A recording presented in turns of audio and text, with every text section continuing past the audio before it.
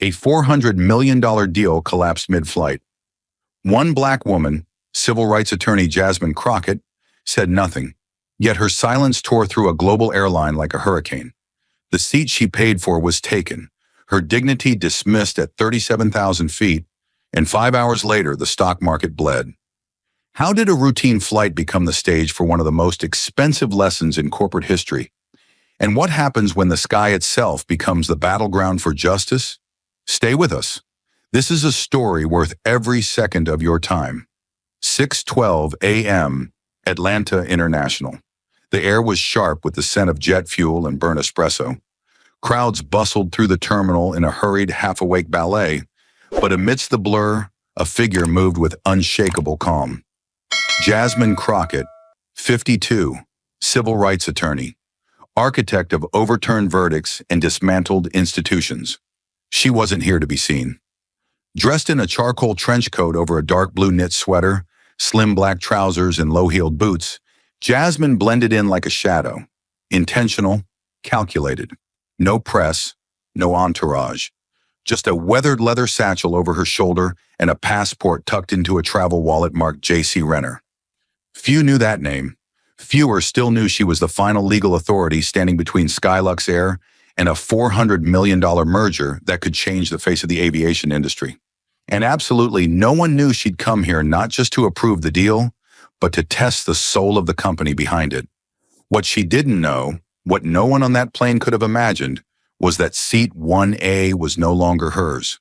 Not because of a system error, not because of a storm, but because someone, somewhere, made a decision, quiet, unjust, and deliberate. Jasmine stepped into the first-class cabin like she belonged there, because she did. The hush inside was luxurious, as if silence itself had been curated. Soft gold light spilled from recessed panels above rows of navy leather seats, each one sculpted like a throne. Her eyes moved with precision, scanning seat numbers until they landed on her destination. 1A, it was the front left seat, prime position. The kind of spot not just purchased, but earned. Reserved for executives, diplomats, and in this case, a woman who had spent 3 decades fighting for justice in rooms no one else dared enter. Except someone was already in it. The man in the seat didn't look up. His silver watch gleamed beneath a rolled cuff, the kind of watch given as a retirement gift or bought after a hostile takeover. He scrolled casually through his phone with one hand, the other resting on a half-full glass of Krug. Mid-50s, tanned, white, and wearing entitlement like a cologne. His blazer, Armani no doubt, hung neatly behind him, legs crossed, face relaxed, no hint of confusion, no apology. Jasmine stopped directly in front of him. She wasn't angry, not yet. She was a lawyer, trained to read a room before reacting. But her voice carried the precision of someone who didn't need to raise it to be heard. "Excuse me," she said. "You're in my seat." That's when she felt it. Movement at her right shoulder. A shadow fell across the aisle, and then came the voice. Crisp, clipped, practiced. "Ma'am, may I help you?" Jasmine turned her head. Chief flight attendant, Madeline. Blonde bob, red lipstick. Uniform pressed so tightly it looked starched by fear. She wore authority like it came with the heels. Jasmine raised her boarding pass. "Yes," she said calmly. "I'm assigned to 1A. Madeline didn't look at the boarding pass, didn't scan it, didn't even pretend. Her eyes flicked once between Jasmine and the man in the seat before she delivered the line she'd likely said 100 times, but never quite like this. "I'm sorry, Miss Renner, is it? That seat has been reassigned to one of our diamond tier guests." Her tone was sweet. Her words were not. Jasmine raised one eyebrow. "Reassigned?" "Yes," Madeline said smoothly. "Mr. Whitley, one of our longtime partners, put in a priority seating request this morning. He flies this route every week." The man in the seat still hadn't acknowledged Jasmine. He hadn't even turned his head. He lifted the glass of champagne, took a sip, and smirked slightly, like someone listening to a song they'd heard before. Jasmine narrowed her eyes. "Without informing me?" Madeline's smile tightened. "Sometimes these adjustments are made quickly. We appreciate your cooperation to ensure an on-time departure." She gestured casually toward the back. We've placed you in 12C. It's an economy plus seat, aisle, extra legroom, complimentary cocktail. Jasmine didn't move. She didn't look down, didn't glance around for help. She just stood there, still, calm, like a mountain in a storm. Her voice lowered, not with threat, but with gravity. I paid for 1A. I confirmed 1A. I boarded with 1A. And now I'm being asked to move because someone else decided I don't belong here. Madeline blinked. No one said that, Miss Renner. No, Jasmine said. You didn't have to. For a beat, neither woman moved. Around them, passengers began to shift in their seats. A few stole glances, others pretended not to listen. The tension in the cabin was no longer subtle. It was a low hum under the skin, the kind that crawled up the spine and settled in the chest. Madeline's tone sharpened, still polite, but with the brittle edge of authority challenged. We're asking for your cooperation so the cabin can be secured. I'm sure you understand how important that is. Jasmine tilted her head. What I understand, she said slowly, is that you never scanned my pass. You never checked the manifest. You didn't ask me a single question before making a decision based on who was sitting, where I was supposed to be. Madeline shifted slightly, the mask cracking just a little. This is standard procedure.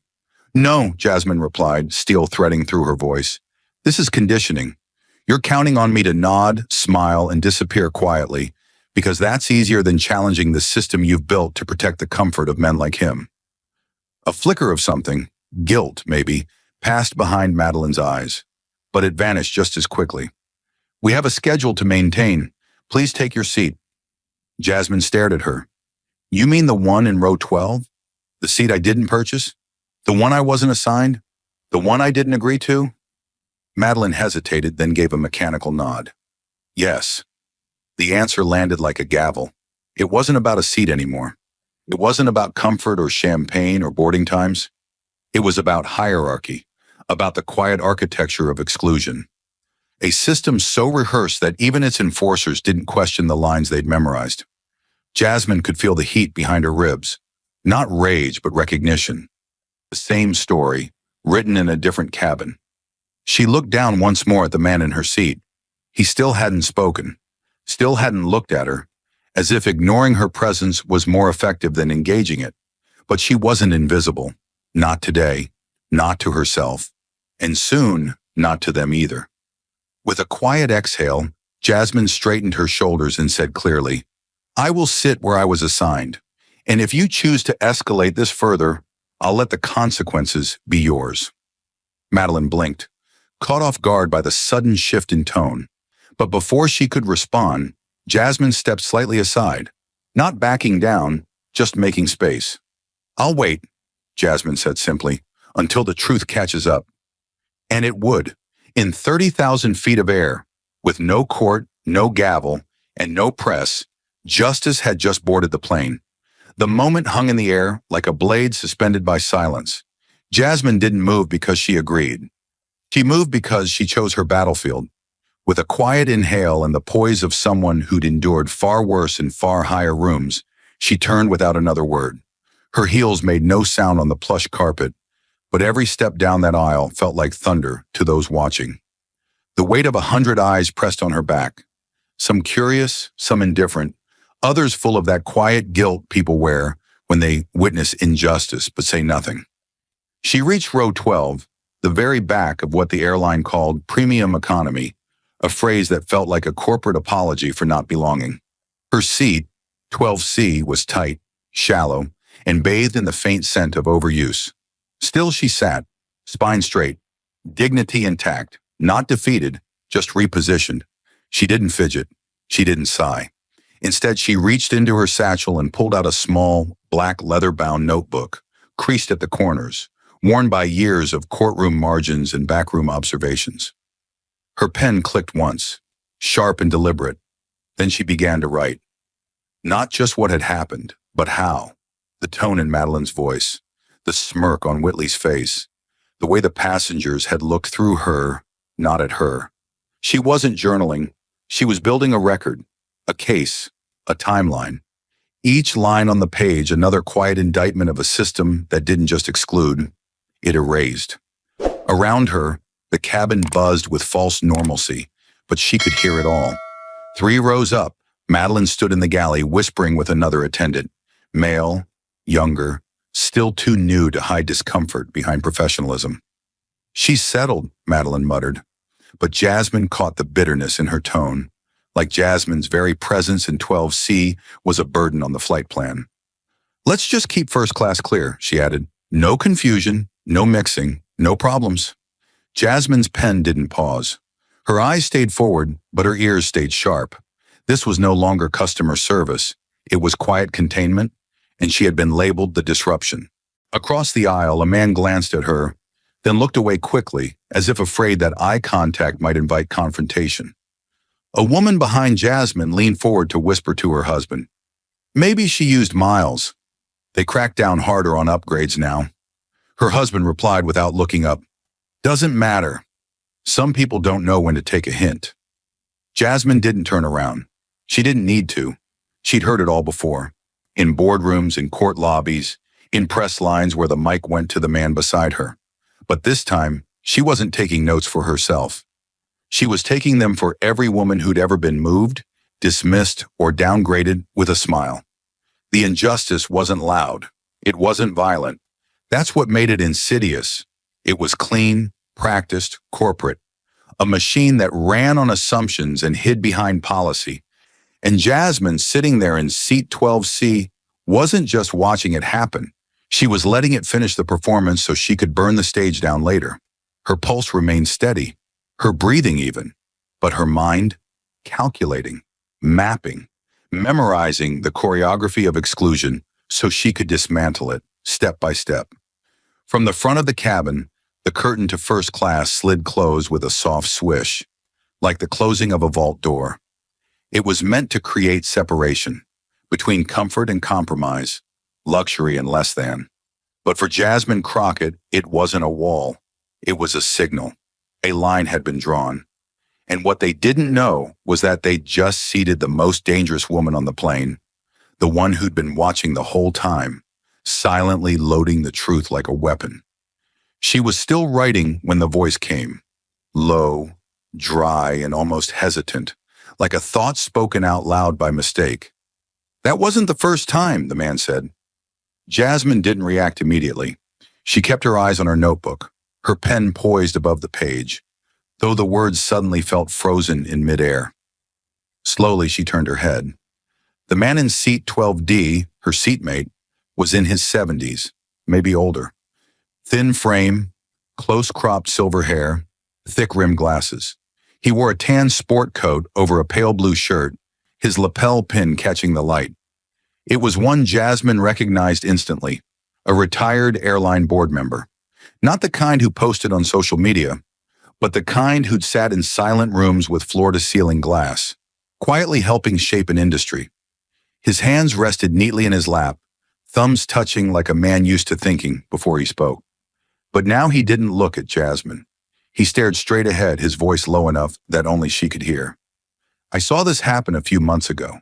Different flight, same seat, young black man, dressed like he belonged there, because he did, had his pass, got comfortable, and then, he sighed. They pulled him out of 2A before takeoff, said there'd been an error. No explanation, just moved him like it was nothing. His words weren't dramatic. They didn't need to be. They came wrapped in the quiet guilt of a man who had lived long enough to know that being part of the problem didn't always look like action. Sometimes it looked like silence. Jasmine turned her body slightly toward him, one arm resting on the armrest between them. And you said nothing? She asked, not coldly, not with judgment, but with the kind of clarity that didn't flinch. The man nodded once, slowly. No one did. That's the point. He took a breath. You could feel everyone around him hoping it wasn't what it looked like, praying it was a booking mistake. And even when it wasn't, they looked away. Because speaking up would have made it real. Because calling it out might have cost them comfort. He glanced at her now, eyes sharp but tired. I include myself in that. I didn't say a damn word. Jasmine didn't reply right away. Her gaze held his, steady and unblinking. There was no malice in her expression, just the weight of accumulated injustice measured in decades of courtrooms, protests, closed-door negotiations, and battles most people would never even know were fought. "That boy," she said finally, "didn't need everyone to shout. He just needed someone to stand." Her voice was low even, but cut with surgical precision. The man exhaled slowly, his posture sinking just a little deeper into his seat. Then he said something unexpected. "I know who you are." His voice was quieter now but steadier. "I didn't place it at first, but I remember you. Senate hearings, federal appointments. You made that subcommittee squirm." Jasmine's brow lifted, just slightly. She said nothing, but the corner of her mouth moved, half amusement, half acknowledgement. He continued, "I watched you dismantle a sitting senator's argument in 6 minutes flat, without so much as raising your voice." He turned his head now to look at her fully. "You didn't need volume. You had facts and fire." "I still do," Jasmine replied. Her fingers tapped once against the cover of her notebook. "But these days, I'm not here to fight in public." She nodded gently toward the front of the plane. "I'm here to watch what they do when they think no one is watching. I want to see their culture unfiltered, their instincts, not their statements." The man nodded slowly. "And what are you seeing?" She looked at him. Not past him, not through him, at him. "I'm seeing a machine that's still working exactly as it was designed. Polite, polished, and poisonous." She leaned back against her seat, eyes steady. "They don't need to say anything anymore. They've trained the room to say it for them. Through looks, through reassignments, through the absence of protest." For a moment he said nothing. Then came the question, one that cracked through the cabin's muted tension like a low drum beat. "What happens this time?" Jasmine's response was immediate. It didn't rise above a whisper, but it hit like a gavel dropping in a courtroom. "This time," she said, eyes locked on the front of the plane, "I'm the one taking notes, and I don't lose cases I write myself." The moment lingered, tight, volatile, after her exchange with the older man. Jasmine had returned to her notes, but the storm inside that cabin was far from over. The tension hadn't eased. It had only hardened, like concrete setting around her. Then came the sound. Heels fast and pointed, slicing through the aisle carpet like a warning shot. It wasn't casual, it wasn't curious, it was confrontation dressed in heels. And when the curtain parted, Madeline returned, not with a clipboard or a smile, but with purpose in her eyes and punishment on her face. Her shoulders were squared, her lips thin with restraint. She walked like someone about to issue a verdict, not a courtesy. She stopped at Jasmine's row, leaned in, and launched her line with precision. "Ms. Renner," she said coolly, "we ask that all guests avoid unnecessary conversation that may disturb the cabin." There it was, coded in policy, but sharp as a blade. It wasn't a request, it was a threat camouflaged in etiquette. Jasmine didn't respond. Madeline doubled down, her voice a low hum of rehearsed control. "We've had concerns about the atmosphere in this row. We want to ensure all passengers enjoy a peaceful, comfortable flight. Translation, you've become inconvenient, and we're watching." The message was crystal clear. No accusations, no facts. Just the clean, calculated tactic of reframing the victim as the problem. Jasmine had spoken to one man, taken notes, breathed, and that was enough for a white-gloved warning. Madeline gave a smile devoid of anything human. "If you need something, please press the call button," she said. "Let's not escalate discomfort any further." And with that, she pivoted and disappeared back behind the curtain like a stagehand exiting before the real show began. Jasmine didn't flinch. She didn't even blink. She tracked Madeline's retreat with a stare so sharp it could have slit steel. They weren't trying to silence her. They were trying to contain her, to paint her as the one disturbing the peace when all she'd done was refuse to disappear. She knew this strategy well. She cross-examined it in court. She dismantled it behind closed doors. Polite exclusion, professional erasure, just enough deniability to make you question your own outrage. And then, just when the air felt thick enough to crush bone, came the real strike. Dean Whitley shifted in seat 1A like a man stretching on a throne. voice raised just enough to ensure clarity and reach. "No offense to anyone," he began with a smirk audible in every syllable, "but first class is supposed to mean something." He set his glass down with a smug little clink, like a judge declaring the room in order. "It's not just about paying more. It's about setting a tone, creating an environment. A culture." He let the word culture hang, poisoned and precise. He didn't look at Jasmine, but the crosshairs were obvious. "We've all earned our place," he continued, "but sometimes people show up like they've got something to prove, like they're trying to challenge the space instead of honoring it." A few passengers tensed. One man pretended to read. Another stared forward like a statue. No one said a word. No one dared. Dean wasn't finished. He chuckled low and slow, the kind of laugh used to dominate dinner tables and silence dissent. "Some people belong in first class," he said, voice soft but soaked in venom, "and some just make it feel cheap." Jasmine didn't move, her fingers wrapped around her pen, not with anger, but with surgical focus. Her body was still, her expression unreadable. But inside, fire, ice, steel. She'd heard worse, but rarely this bold, this public, this unpunished. Not a single crew member intervened, not a whisper of objection, just complicit silence polished to a shine. She'd been marginalized before, overlooked, moved out of frame, but this was something else. This was power trying to make her small and failing. She didn't give Dean a glance. She didn't acknowledge his existence, because to acknowledge arrogance is to validate it. Instead, she turned a new page in her notebook, calm as ever, and began to write. Not because she needed proof, but because paper wouldn't gaslight her. Paper wouldn't look away. Dean leaned back, satisfied, thinking he'd won, thinking he'd left a bruise. But what he didn't understand, what no one on that plane understood, was that Jasmine wasn't documenting a bad flight. She was documenting a system, a blueprint of quiet bigotry with a mile-high view. And this flight would be the last one where they got away with it. As the aircraft glided silently over the vast black stretch of the Atlantic Ocean, the cabin lights dimmed to a soft amber.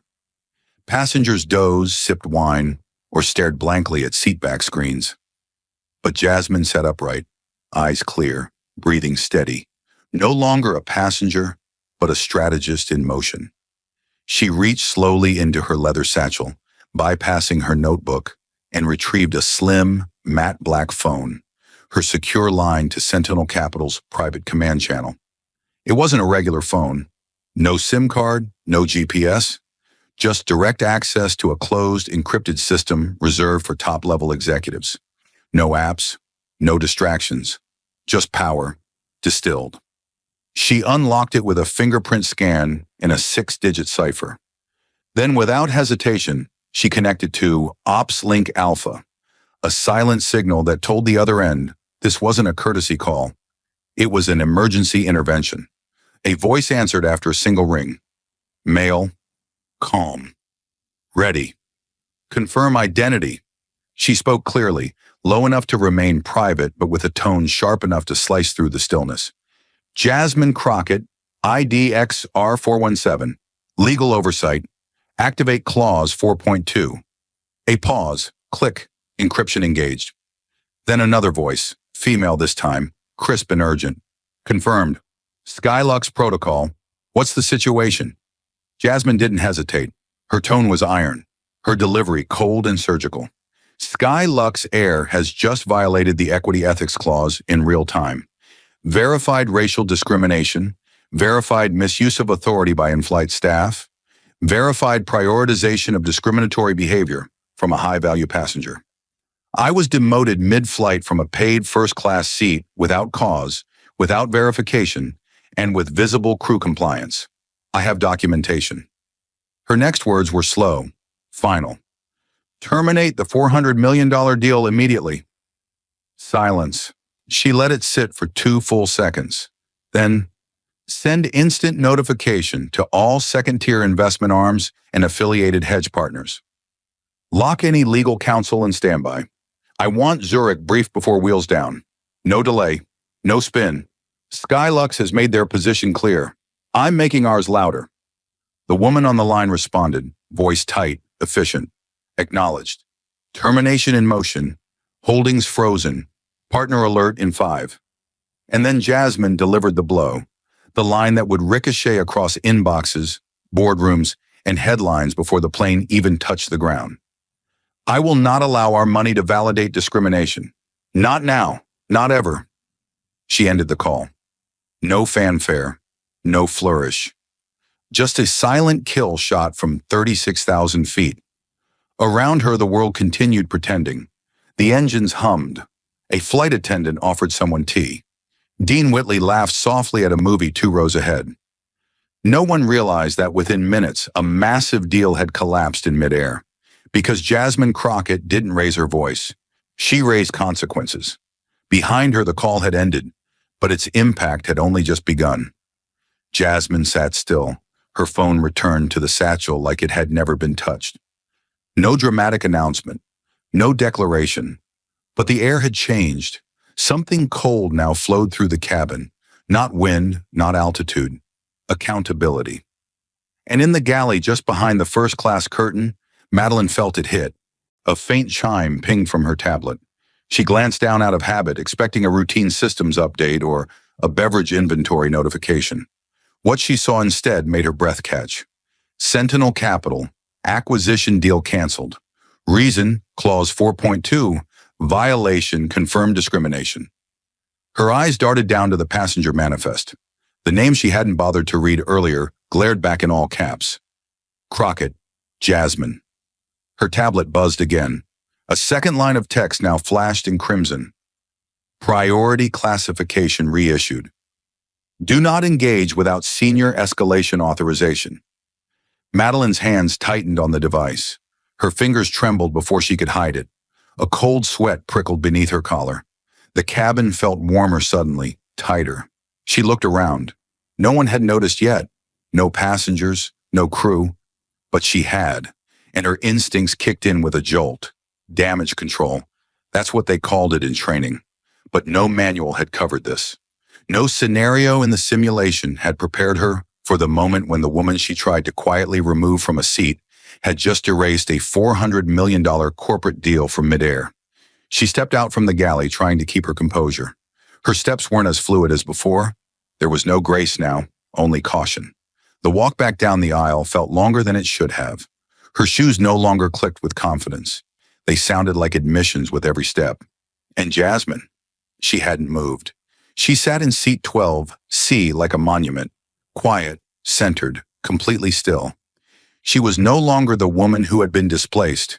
She was the axis around which the entire flight had started to tilt. Madeline stopped beside her row, her posture stiff, her throat dry. "Ms. Renner," she began, voice small. Jasmine didn't look at her. She kept her gaze locked out the window, the reflection of the cabin lights bouncing off the glass and outlining her profile in steel. I just got an update," Madeline stammered, "about who you are. I didn't know earlier. I swear I didn't." Her voice cracked on the last word. "I thought I was just following the priority request list. I didn't mean any offense." It was the kind of apology Jasmine had heard before, wrapped in protocol, heavy with after-the-fact regret, delivered only after status was revealed, not when dignity was violated. Still, Jasmine said nothing. Not yet. Madeline took half a step closer, voice quieter now, more desperate. "Had I known, had anyone told me, you would have been treated differently. I mean, better. I would have." That was when Jasmine moved, not her whole body, just her head. Slowly, deliberately, she turned, not to look at Madeline, but just enough to let her voice carry the weight of her gaze. Her tone was calm, controlled, the kind of calm that follows a storm, not before it. "That's the problem," she said flatly. Madeline blinked. Sorry?" she asked, voice cracking again. Jasmine still didn't meet her eyes. She looked just past her, at nothing and everything. Her next words were quieter, but somehow cut even deeper. "You would have treated me better if you knew who I was." Another pause, a breath. Now you do. That silence again, the kind that filled the cabin like a vacuum. Madeline's lips parted, but no words came. Her fingers fidgeted near her belt. She was trying to find a sentence, any sentence, that might soften the edge. But the blade had already fallen. Then came the last line, delivered with a finality that felt like the closing of a case file.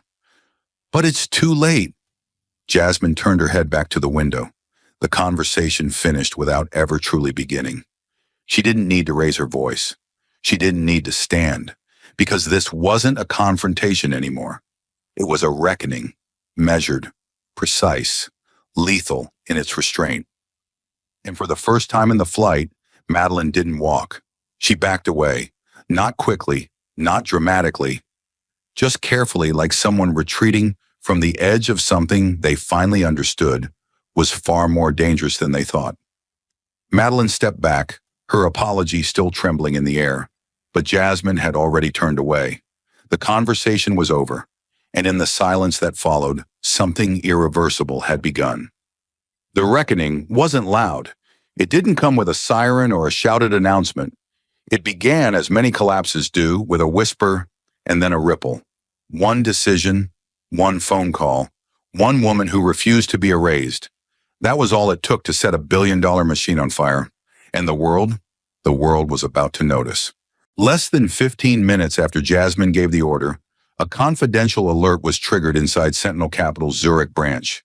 Flagged with priority red, termination confirmed, Skylux Air. Within 40 minutes, that same alert had propagated across multiple internal investor dashboards, hitting terminals in New York, Frankfurt, Dubai, and Hong Kong. By the time the plane crossed the midpoint over the Atlantic, the message was already clear to those who knew where to look. The deal was dead, and no one outside of that cabin knew why. Yet, the first real blow landed at the New York Stock Exchange at 10:42 a.m. Eastern Time, when Skylux's stock dropped 3% in under 90 seconds. Algorithms noticed the shift before humans did, but within minutes, traders began asking questions. Why the sudden pullback? Why had Sentinel Capital locked all their Skylux positions? Why were second-tier partner funds halting their trades and freezing portfolios? At first, speculation swirled around fuel prices, interest rates, global traffic forecasts. But then, the first leak. A senior equity analyst at a boutique firm posted a cryptic tweet, hearing something serious about Skylux. Internal ethics breach. Sentinel walked mid-deal. Source says it happened in flight. That tweet hit 50,000 views in under 20 minutes. By hour 3, Skylux's stock had fallen 11%. Their press office went dark. No comment, no statement, no explanation. And that silence became its own kind of confession. Financial analysts started piecing it together in real time. Sentinel's digital footprint vanished from all merger documentation. Pre-deal advertising partnerships were wiped from the web. The $400 million valuation that had once propped up Skylux's international expansion plans evaporated. Then at hour 5, the press found the trail.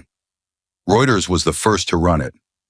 Major airline deal collapses mid-flight.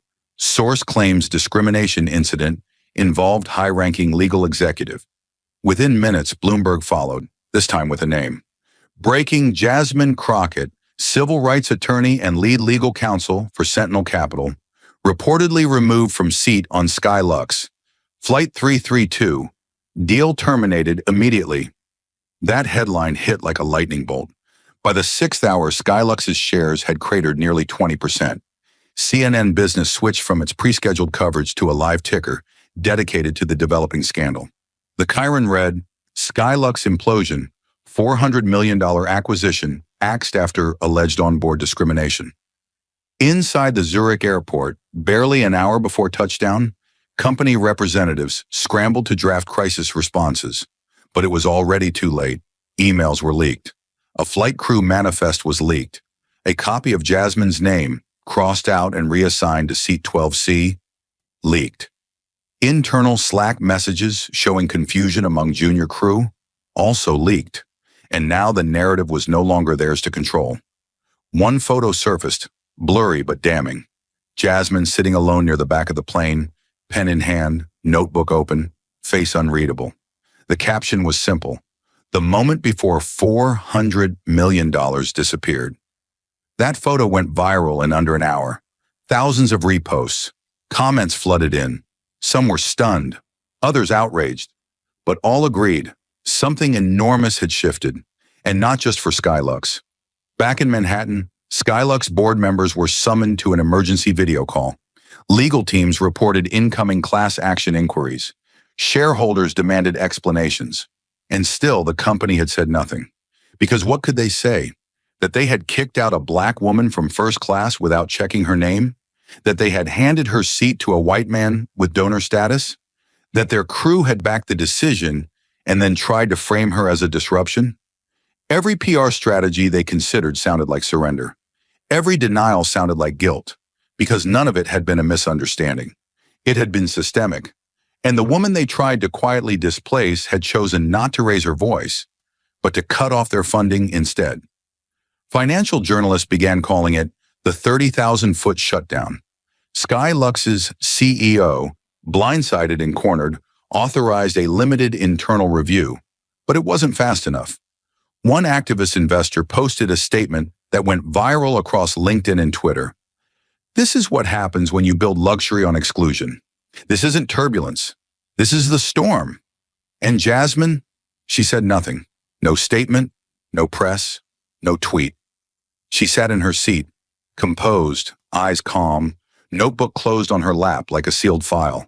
Her silence didn't feel passive. It felt deliberate, weaponized restraint, and that silence roared louder than any headline. 6 hours after that call, Skylux had lost nearly a fifth of its market value, its golden merger, and the trust of every investor watching. And the fallout was just beginning. Government regulators were already being alerted.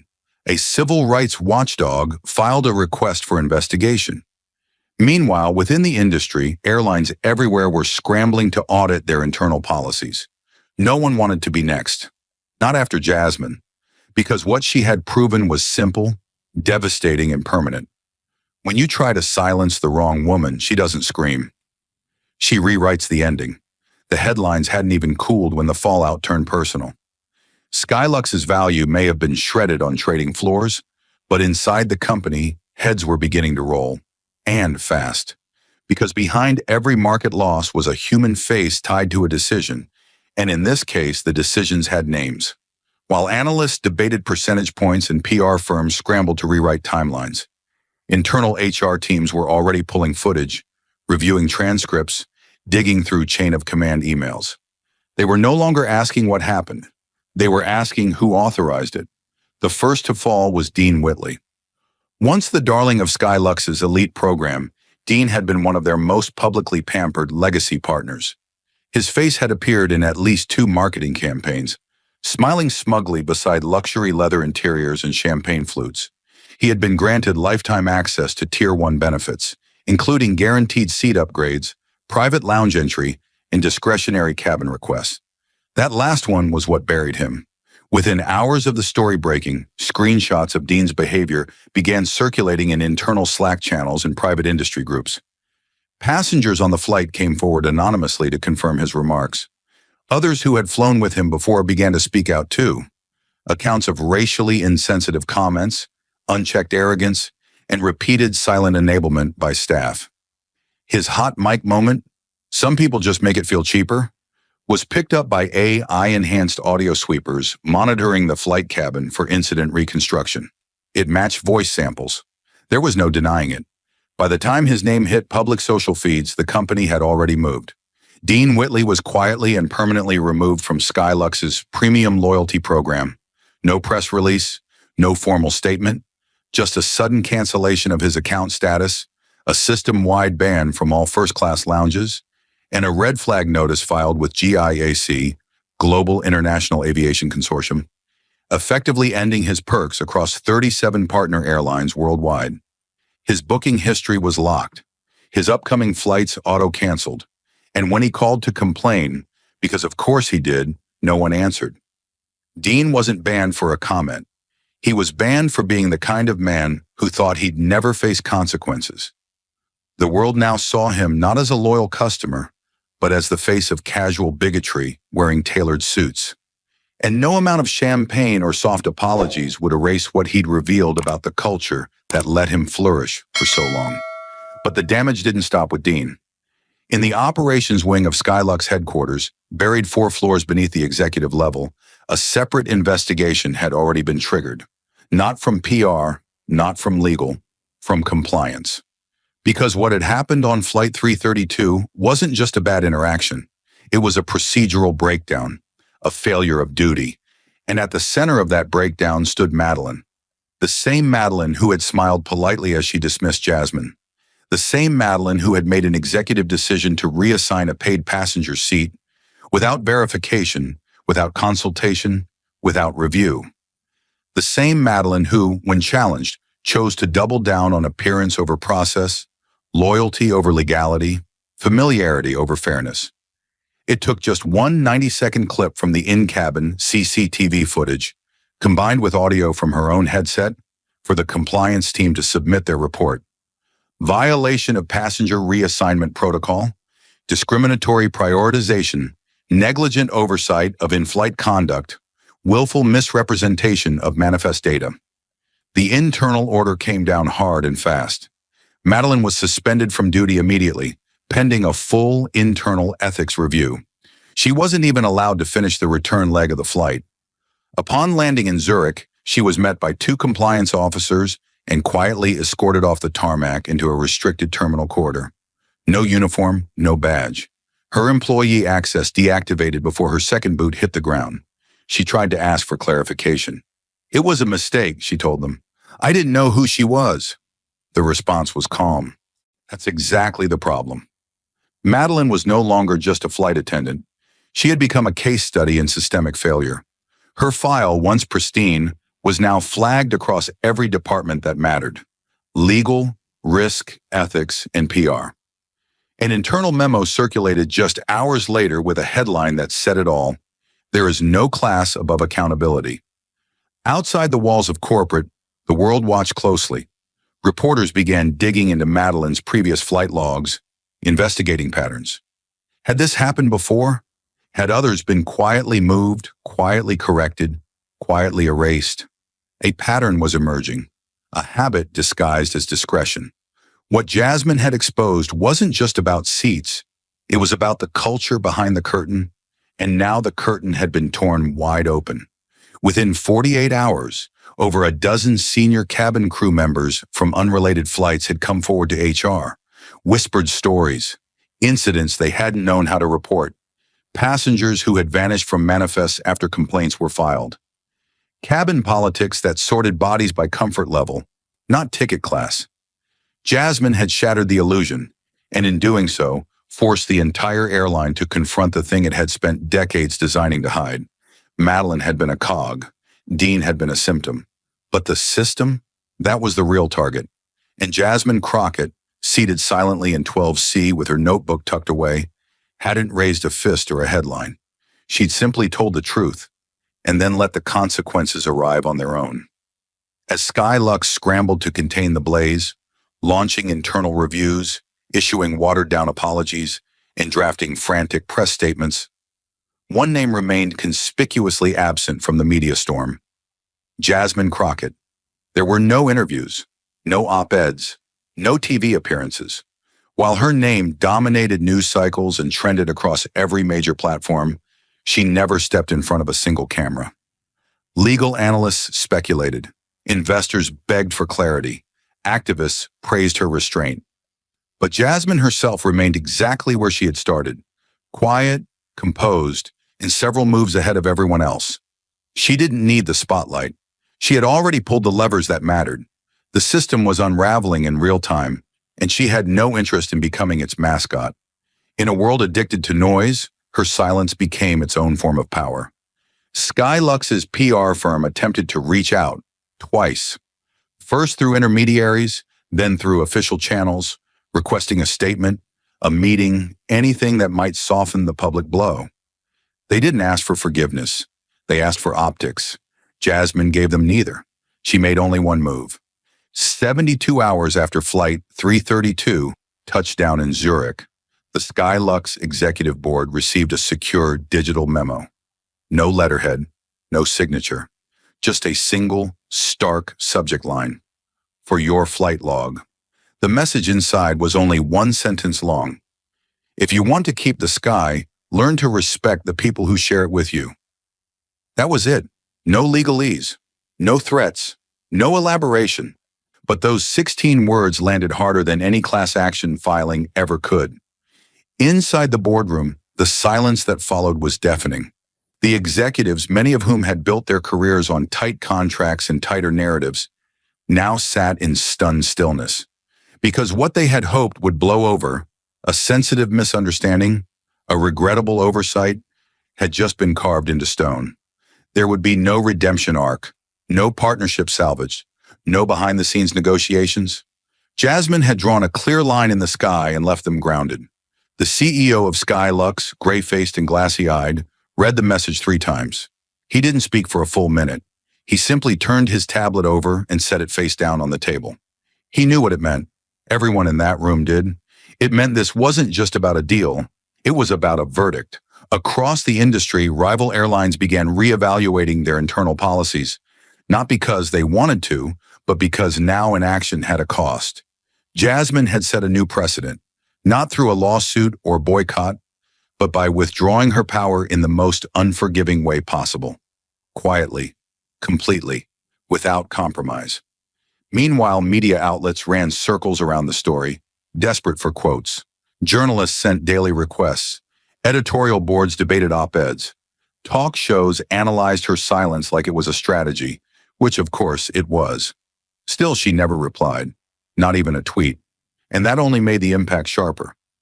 By day 5, think tanks and business journals had stopped calling it a PR crisis. They started calling it the Crockett Doctrine. The idea that true power doesn't broadcast, it withdraws. That justice doesn't always arrive with noise. Sometimes it arrives with a message no one can unhear. Inside Skylux's crisis war room, consultants drafted a range of potential responses to the one-line memo. A public apology, a corporate pledge, a rebranding initiative. One executive suggested a tribute campaign honoring unsung women of color in aviation. That idea was shut down in under 5 seconds. Why? Because everyone in that room knew the truth. You don't answer a scalpel with a bandage. You answer it by bleeding and learning. Dean Whitley's name had already been deleted from the loyalty registry. Madeline's photo ID had been flagged under review. Stockholders were demanding a board reshuffle, but none of that felt like closure. Not for the company, and certainly not for Jasmine. Because Jasmine hadn't asked for revenge, she hadn't asked for headlines, she had asked for dignity and been denied. And when that happened, she didn't yell. She made sure they lost what they valued most, their altitude. Back in her home in D.C., Jasmine sat at her desk, far from the noise, far from the questions. The sun filtered in through half-closed blinds, casting long lines across a closed laptop. Her notebook from the flight sat nearby, its last page filled with only one word underlined twice. Enough. She hadn't opened it since the plane landed. She didn't need to. Everything she needed to say had already been said. Not in paragraphs, not in press, but in principle. Her message wasn't a performance, it was a boundary. And for the first time in a long time, the sky felt just a little more honest. 3 months passed. In that time, markets stabilized. Public attention shifted. Hashtags faded. The media found new stories, new scandals, new outrage to chase. But beneath the surface, where real change happened, a transformation was unfolding. Quiet at first, then louder. Structural, permanent. And it began not in a boardroom, not at a press conference, but in a closed-door meeting that Skylux executives never expected to hold. They called it Phase 2, a rebuilding initiative. Internally, it was labeled an ethics rehabilitation plan. But to those who knew the truth, it was a reckoning. Not the kind you survive by writing a few checks and rebranding a logo. The kind that demanded a full teardown, a rewriting of the rules, a reset of the sky. The board voted unanimously to launch a company-wide transformation. It had a name. Equal air. No sky for silence. The slogan wasn't tested in focus groups. It wasn't massaged by marketing firms. It came from a single line written in the corner of a notebook confiscated during the internal review. Jasmine's. It was never meant to be read publicly, but someone found it and someone higher up understood. If they were going to fix what they broke, they had to start with the truth. The campaign launched quietly. No celebrity endorsements, no glossy TV spots. Just a short, stark video played at every gate, every lounge, every onboard screen across Skylux's fleet. A flight attendant stood in the aisle of an empty cabin, looking directly into camera. No background music, no glamour, just words. A seat is not a symbol of status.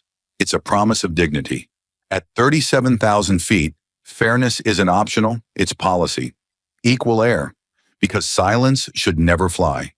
It was followed by a single line in white, initiative designed in collaboration with Civil Justice Council, chaired by Jasmine Crockett.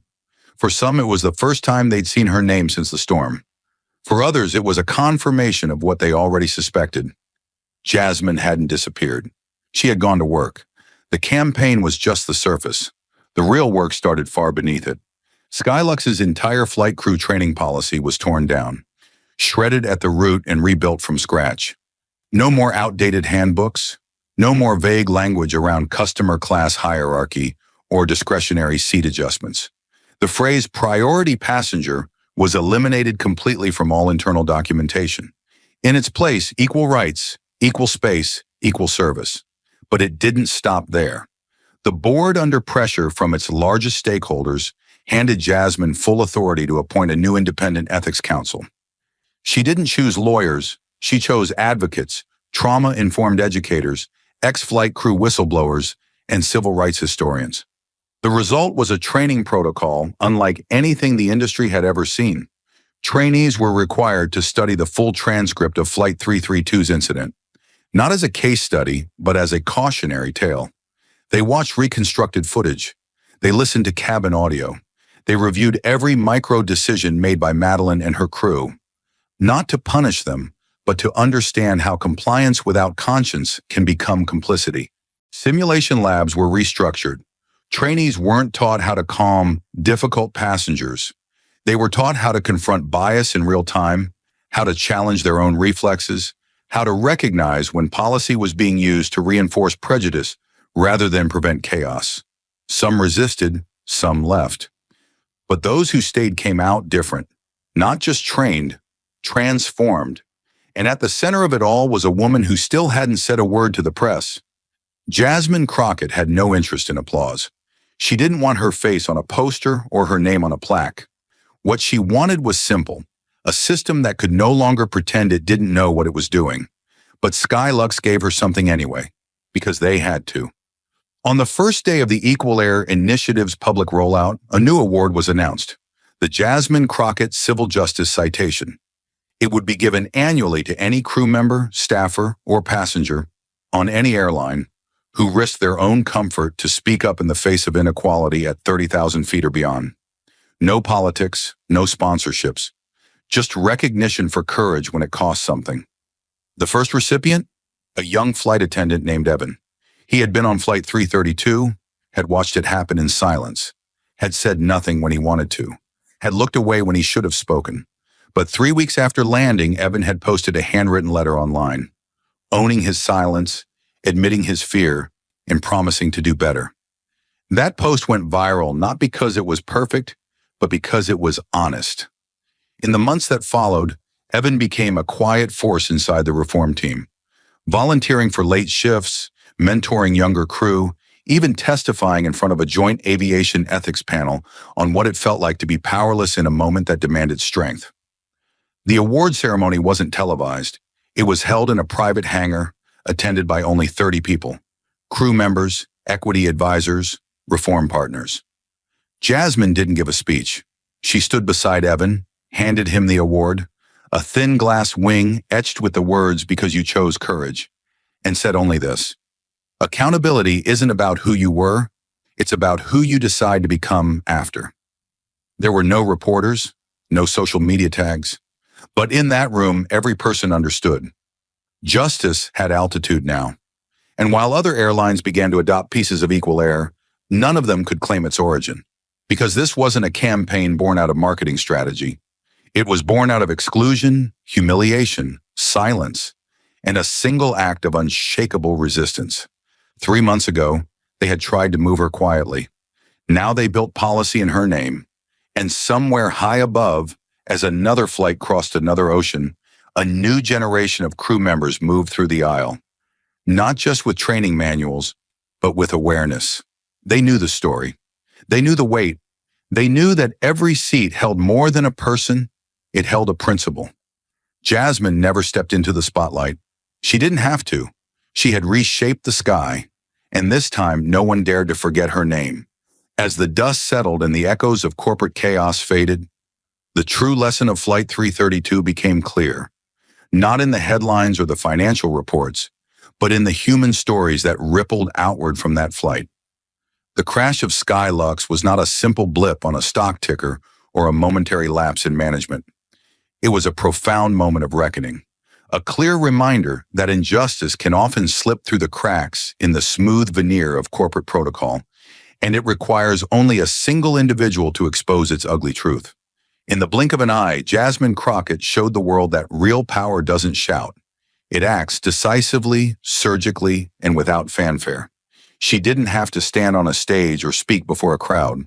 Her refusal to be silenced was a quiet revolution, one that unraveled an entire system, layer by layer, until its truths could no longer be ignored.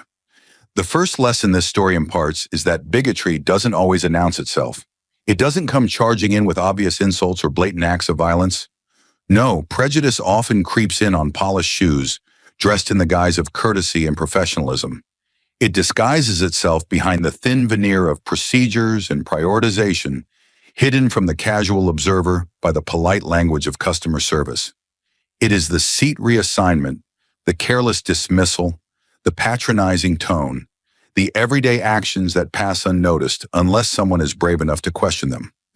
Jasmine didn't just challenge the discriminatory act, she exposed the quiet, systemic machinery that allowed it to happen in the first place. In doing so, she not only demonstrated the power of individual courage, but highlighted a painful truth. The systems we trust to protect us can, and often do, perpetuate inequality. Second, this story teaches that power is not always loud. Jasmine didn't storm into Skylux headquarters demanding justice. She didn't throw her weight around in the press or rally against the corporation. She simply made a decision, a strategic, calculated decision, to use her position and the resources at her disposal to dismantle an empire of injustice. Her actions were surgical. With a single phone call, she terminated a $400 million deal, not because she could, but because she knew what the world would look like if she didn't. In that moment, Jasmine became more than just an advocate for herself. She became a symbol of quiet, unshakable resolve. Her power wasn't in the noise she could make, but in the weight of her actions. She taught the world that justice doesn't always need to be shouted from the rooftops. Sometimes it's most powerful when it's delivered silently, strategically, and without hesitation. The third lesson is about the fragility of privilege. Dean Whitley's entitlement, his belief that his wealth and position could shield him from consequences, was stripped away in an instant. When faced with the truth of his actions, he found that no amount of money or status could protect him from the judgment of the system he had so easily manipulated. Skylux's attempt to prioritize him above others, to treat him as more valuable because of his financial clout, was exposed for what it was, a perversion of what the airline industry should stand for. Dean thought his privileges were invincible, but in reality, they were as fragile as the belief that wealth equates to worth. His downfall, swift and public, was a testament to the fact that no amount of power, no matter how well guarded, can withstand the weight of accountability once it is ignited. Jasmine didn't need to personally destroy him. His own arrogance did all the work. He was unseated not by a force greater than his, but by his own ignorance and entitlement. But while Dean's story was one of personal humiliation, Jasmine's actions proved a much larger point. Silence is never neutral. It is easy to sit back and assume that doing nothing in the face of injustice is the safest route. After all, who wants to rock the boat? Who wants to make waves? The truth, however, is that silence in this case wasn't just inaction. It was complicity. Every moment someone chooses not to speak, not to act, not to challenge systems that prioritize privilege over fairness, they help uphold those very systems. Jasmine's silence wasn't one of avoidance. It was a deliberate, calculated withdrawal from a system she knew needed to be fixed, not appeased. She didn't raise her voice. She didn't shout to the press or demand a media spotlight. Instead, she simply withdrew the very thing that the system valued most: her financial backing, her investment, her trust. The company collapsed on its own actions reverberating through the economy like a bomb detonated in the quietest of rooms. The fifth lesson is about reform, the kind that comes only when an institution is willing to destroy the old ways of thinking. Skylux's decision to rebuild its entire flight crew training program was more than just an apology. It was a complete overhaul, a rethinking of what it meant to serve passengers, to value every individual, not just the ones who paid the most for their seats. They had to unlearn their old systems, rip apart the manuals that had long justified their biases, and start over from the ground up. And this wasn't just about training flight attendants. It was about fundamentally rethinking the culture that led to those biases in the first place. Jasmine's quiet influence was felt in every corner of the company as they worked to reconcile their actions with the reality that their policies, their behaviors, and their priorities had been built on a rotten foundation.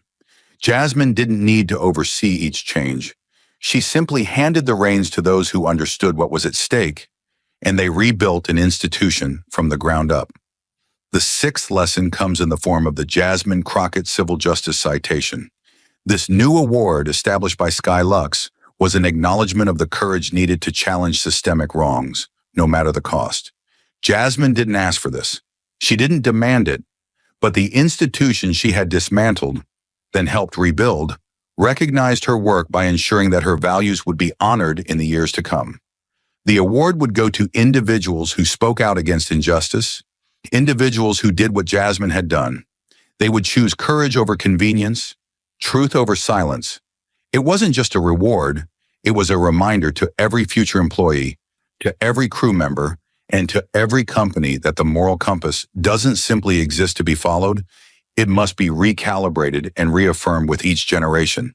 The seventh lesson is in the form of a sharp truth about systems of power. Altitude is not immunity. Jasmine's final, brief message to the executives of Skylux was a warning wrapped in a sentence. If you want to keep the sky, learn to respect the people who share it with you.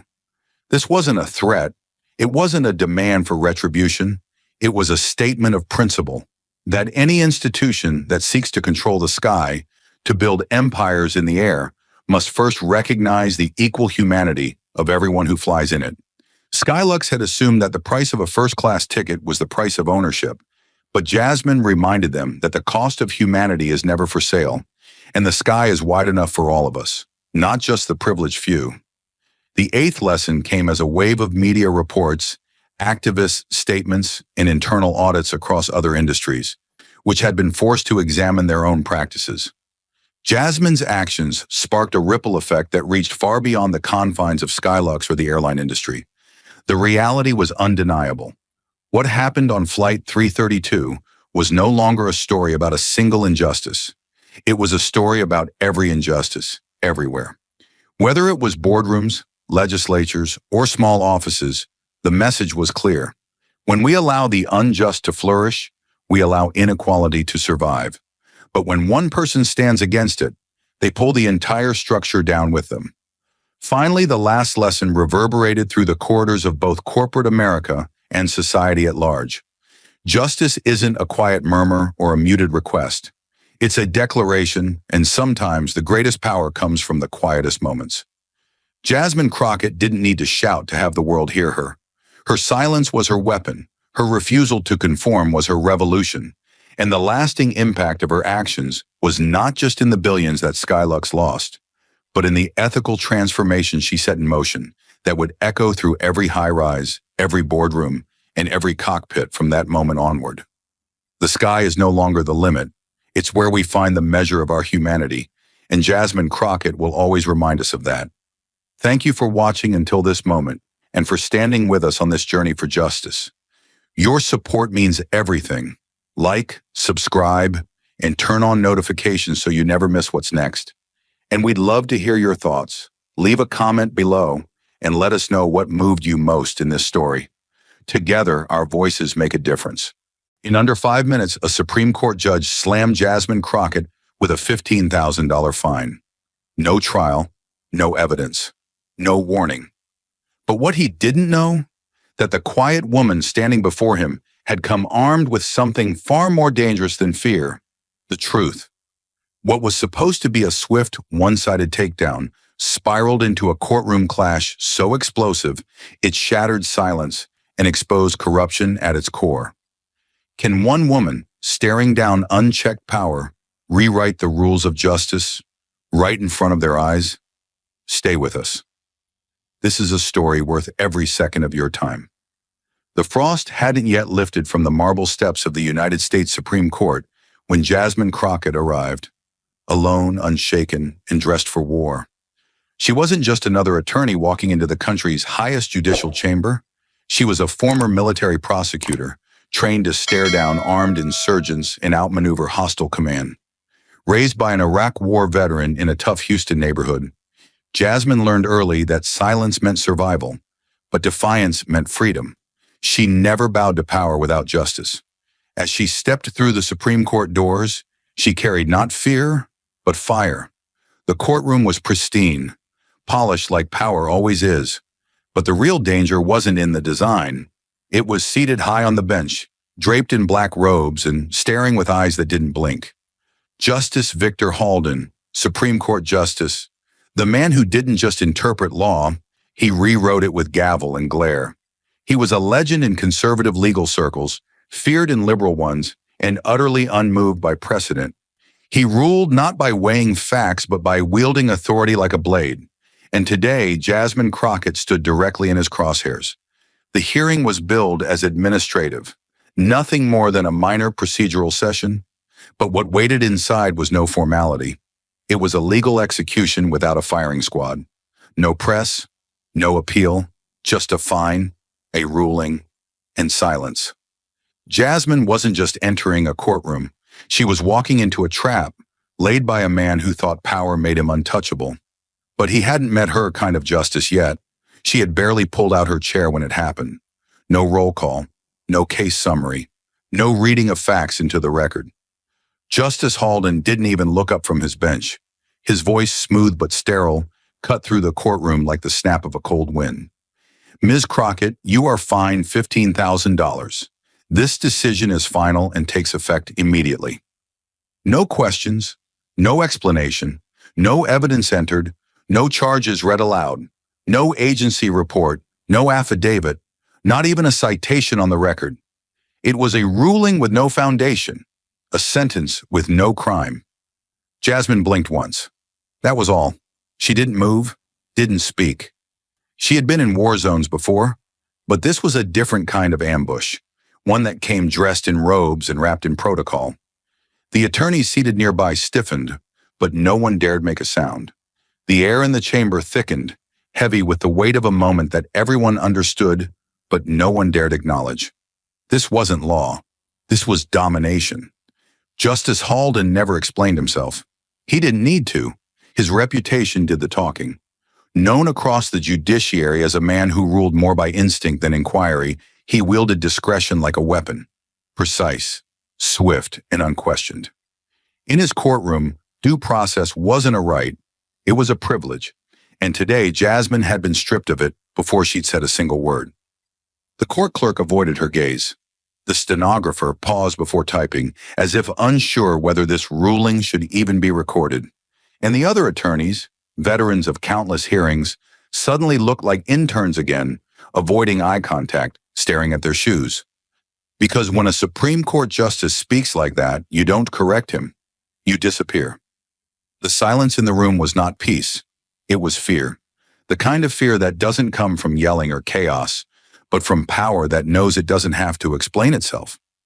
A ruling handed down without reason, without room for rebuttal, isn't just unfair, it's un-American. Jasmine knew it. Everyone in the room knew it. But still, no one stood. No one objected.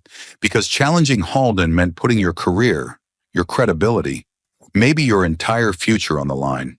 And yet here she was, the only person in the room with nothing to hide, yet the only one being punished. And that's when she realized this wasn't an oversight. It was intentional. A display. A performance of power meant to humiliate her. No evidence, no argument, no record, just a number and a name, thrown like a stone in a silent lake. The kind of move that's meant to break someone before they even start to fight. But Jasmine wasn't broken. She was just getting started. And that's when she did the one thing no one in that room expected. Her chair creaked softly as she rose, slow and deliberate. Not in protest, but in precision. Her eyes never left the bench. She didn't need permission to speak, because what had just happened wasn't justice. It was execution.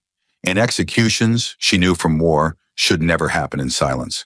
So she stood tall, spine straight, breath steady, and spoke not with anger, but with clarity that cut sharper than any objection.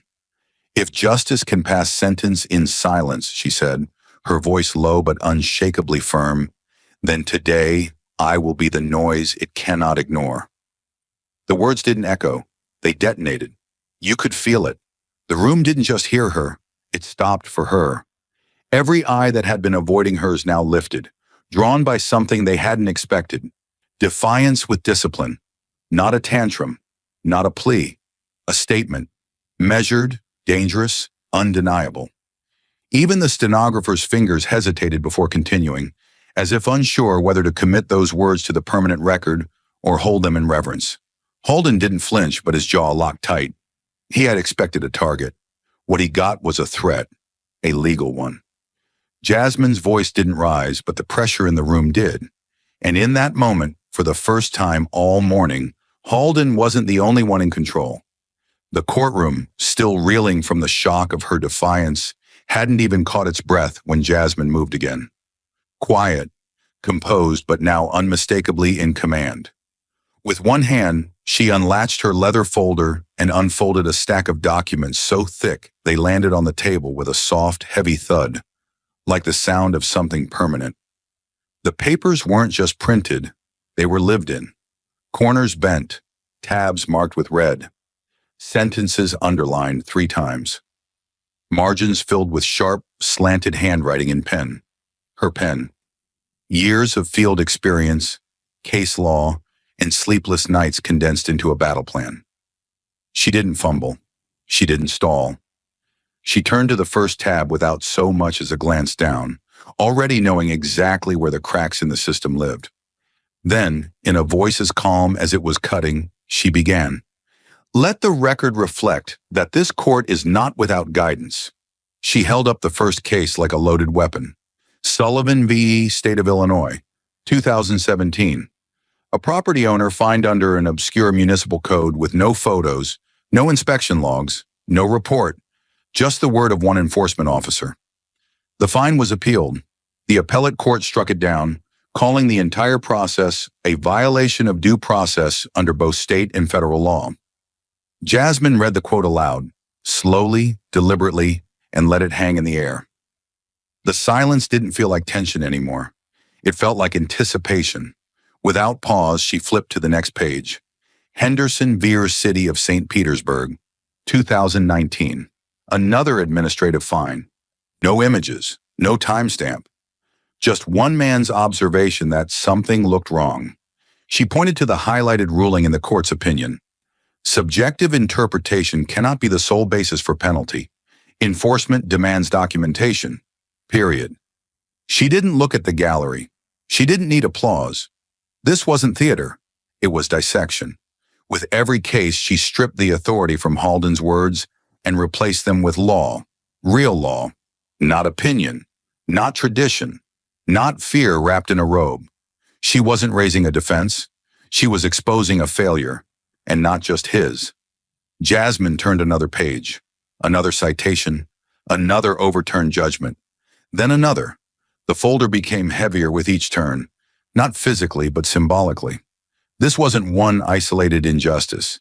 This was a pattern, a quiet epidemic of unchecked power, ignored precedent, and rubber-stamped punishment. And in the middle of it, a woman who refused to let it stand. Her voice remained steady, but her words hit like hammers. If this court stands on precedent, then let it stand on all of it. Not the parts that are convenient, not the parts that reinforce power, but the parts that protect people. Because what happened here today, no evidence, no hearing, no process, is not enforcement. It's assumption. And assumption is not law. She paused just for a breath. Not for drama, but for precision. And no bench, no matter how high, can stand on assumption alone. That was no longer a lawyer speaking. That was the law speaking through her. And just as the courtroom began to shift, just as Jasmine's words started piercing the polished armor of tradition, Halden snapped. The authority he wore like a second skin began to crack, not from volume, but from exposure. His hands slammed against the bench with a sharp crack that echoed through the chamber like a gunshot in a vault. His voice, now stripped of its usual cold control, rose in sudden fury. "That's enough, Ms. Crockett. You are out of order. This court does not recognize these claims, nor will it entertain baseless lectures on constitutional theory." The gallery froze, stunned. The man who had moments ago issued quiet rulings like stone tablets from a mountaintop was now shouting, unraveling in real time. Halden's face flushed, his jaw clenched, and he pointed directly at her. "One more word and you will be held in contempt of court," he barked, spitting the words with venom. "You will be removed immediately. Do you understand me?" It wasn't just a threat. It was a warning shot, meant to silence not just Jasmine, but every person who might ever think to speak as she did. She was standing on the precipice, staring down a legal abyss where truth didn't matter and precedent could be erased with volume. This was no longer about a fine. It was about power screaming back when it realized it might lose control. The courtroom had become a battlefield of voices, and Halden had just declared war. But Jasmine didn't back down. Not when threatened, not when silenced, not when the full weight of a Supreme Court justice came crashing down like a hammer. Instead, she stood straighter. Her voice didn't rise. It became clearer, firmer, like steel being drawn. This wasn't passion, it was precision. She placed her hand firmly on the thick folder in front of her and flipped to the next section with the calm of someone who had rehearsed this moment 100 times in her head. "If you want to dismiss legal precedent," she said, locking eyes with Halden, "fine. But you won't dismiss real people. Not today." The room tightened around her. No one interrupted, not because they were scared of her, but because something about this moment felt heavier than law. She wasn't just addressing a judge anymore. She was speaking to a broken system, and everyone could feel it. She began with Daniel Rhee. War veteran, transmission mechanic. He opened his own garage in Tulsa and kept it running for 22 years, she said plainly. Then one day a glitch in the city's renewal system caused him to miss a checkbox, one tiny mistake on a form. He got no warning, no call, just an automatic license suspension overnight. She flipped a page. He appealed, no one responded. The next morning, a compliance sticker was taped to his window. Business closed by city order. Just like that. She let the words sink in. In less than 3 months, he lost his customers, his shop, and then his house. The city finally admitted the mistake. 6 months too late. What did they give him? A 2-line apology letter. No help, no responsibility. Her voice turned colder. This man survived a war, but got destroyed by a checkbox. She didn't wait. Next, Karen Bautista, 15-year licensed electrician in Savannah. Not a single safety complaint on her record. She trained others. She built a name. Then the city quietly changed its license code. No notice, no outreach. And overnight, her credentials didn't count anymore. Jasmine paused. She showed up to a job site and was told she couldn't pull permits. Not because she lost her skill, but because someone behind a desk rewrote the rules. Jasmine flipped another page. She asked for a copy of the new code. They told her it was internal. She filed a complaint. They ignored it. She lost clients, her crew, and eventually her entire business. She had to move to Florida and start over from zero. She wasn't fired, she was erased. Then came the final story. James Weller, retired truck driver, lived outside Waco, Texas. He bought a small plot of land and built a cedar fence with his own hands, she said slower now. Paid for every board himself, but 17 inches of that fence crossed into an unmarked public easement. She looked up, expression hardening. The city fined him over $10,000. No warning, just a notice. When he asked for a survey, they told him, "It's already been decided." Jasmine's voice dropped, but it only made the room quieter. He tore it down himself, worked 2 days in the heat. On the third day, they fined him again for not finishing the demolition fast enough. She looked Halden straight in the eye. That's what this system does. It doesn't correct, it crushes. She took a breath. Her tone was colder now, every word hit with weight. To these people, rulings like this destroy everything. Their jobs, their homes, their dignity. To them, this is a financial death sentence. But to you, she stepped forward slightly, it's just a signature. And then, nothing, not a word, not a breath. The courtroom was frozen in place, like time had stopped. No chairs creaked, no pens moved. Even the bailiff looked like a statue. The silence wasn't empty, it was full of the weight of everything she had just said.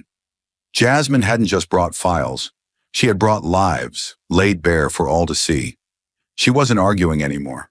She was exposing, she was holding the entire system up to the light. And that's when Halden snapped. His pride couldn't handle the truth laid bare before him, not from a lawyer he expected to crush in 5 minutes. He slammed his gavel down so hard it cracked the silence into shards. His face burned red with fury, and when he spoke, it wasn't as a judge, it was as a man who'd just been cornered. "You dare challenge me in my courtroom?" he roared, voice shaking with rage. "I am the law here." The gallery recoiled, some gasping audibly, others frozen in disbelief. This wasn't judicial authority, it was ego unmasked. Halden pointed toward the bailiffs, his hand trembling not from fear, but from fury he no longer cared to hide. "Remove her. Now she's in contempt. Get her out of here." 2 officers moved instantly, their hands already reaching for Jasmine's arms. You could feel the electricity in the room spike, that horrifying moment where everyone wondered, is this really happening? But Jasmine didn't move. Her stance didn't change. And just as one of the bailiffs stepped forward to grab her, the chamber doors creaked open. Every head turned. A second black robe entered the room. Tall, calm, deliberate. The gold trim of his collar caught the light like a blade unsheathed. He wasn't rushed, but his presence changed everything. In one heartbeat, the air shifted. It was no longer just a courtroom. It was a battlefield, and reinforcements had just arrived. Justice Elijah Ward had entered, Senior Justice of the Supreme Court. Elijah Ward wasn't just any judge. He was the benchmark by which other justices measured their restraint. A constitutional purist, a former military legal advisor, a man known not for dramatic opinions, but for rulings so tightly reasoned, they left no space for error. He was the one judge Halden could not interrupt, outrank, or outmaneuver. And the message was unmistakable. Someone high up had sounded the alarm, and now the system was watching itself. Ward's steps were measured. He approached the bench without acknowledging Halden, which in itself was a slap across the face. Then he turned to Jasmine, his tone not soft, but precise, like every word had already been reviewed, approved, and chiseled into marble. "Ms. Crockett, the court will now formally hear your defense. Your statements will be entered into the official record and reviewed at the federal level, if necessary." Jasmine gave a single nod, controlled, respectful. Her voice was low but resolute. "Thank you, Your Honor. I do not take this opportunity lightly." She didn't look around the courtroom. She didn't need to. This wasn't about theatrics or performance. It was about truth on record. She had walked through fire to reach this moment, and now she stood at the edge of something greater than any verdict.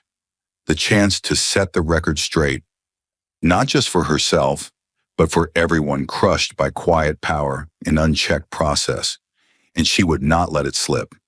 She took one breath, leveled her gaze, and turned back toward the center of the courtroom. Because now, the state's key witness had entered the room, and the truth was about to be tested in front of everyone. The courtroom door opened. Smooth, controlled. No announcement, no theatrics, just procedure. But everyone felt it, like a tremor passing through the floor. A bailiff stepped forward and spoke with clipped formality. "Your Honors, the court now calls Officer Nathan Ellis to the stand." Jasmine didn't blink. She knew this was coming. The man who started it all. The lone voice behind the citation. The invisible authority whose word had outweighed due process, paperwork, and evidence. He entered like a man used to winning, used to being believed. His uniform was pressed so tight it looked stitched into his skin. His face calm, confident, unreadable. 2 decades of enforcement experience written into the way he walked. Not fast, not slow, just like someone clocking in for another routine task. He raised his right hand, repeated the oath, and took his seat. He didn't look at Jasmine. He didn't have to. For most of his career, no one like her had ever dared question him. That was the unspoken truth now floating through the air. This wasn't just testimony. It was a confrontation long overdue. Chief Justice Ward gave a single nod toward Jasmine. It was all the permission she needed. She stood with calm precision, her expression steady, her voice smooth, not dramatic, not performative. It didn't have to be. "Officer Ellis," she began, "you issued the citation that led to this penalty, correct?" "Yes, ma'am," he answered with mechanical ease. "Did you document the alleged violation with any photographs?" "No, ma'am, didn't need to."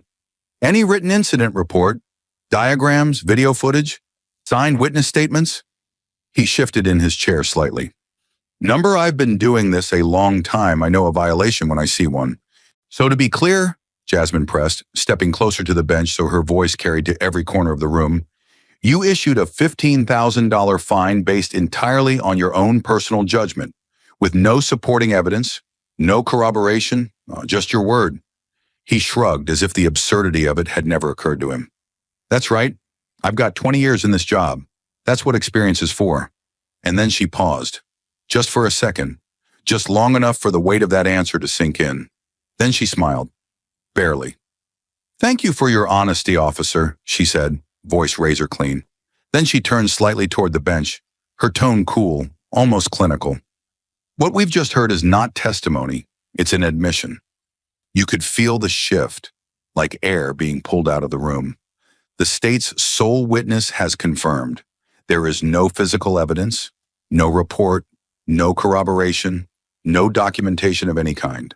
Only one man's opinion, delivered without review, without oversight, and without accountability. Her voice grew firmer now, not louder, just more precise.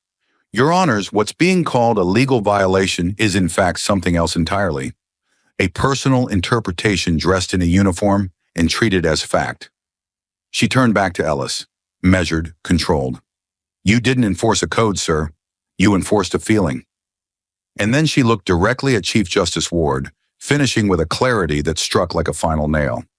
"And when law becomes a matter of personal instinct, we are no longer protecting justice. We're gambling with it."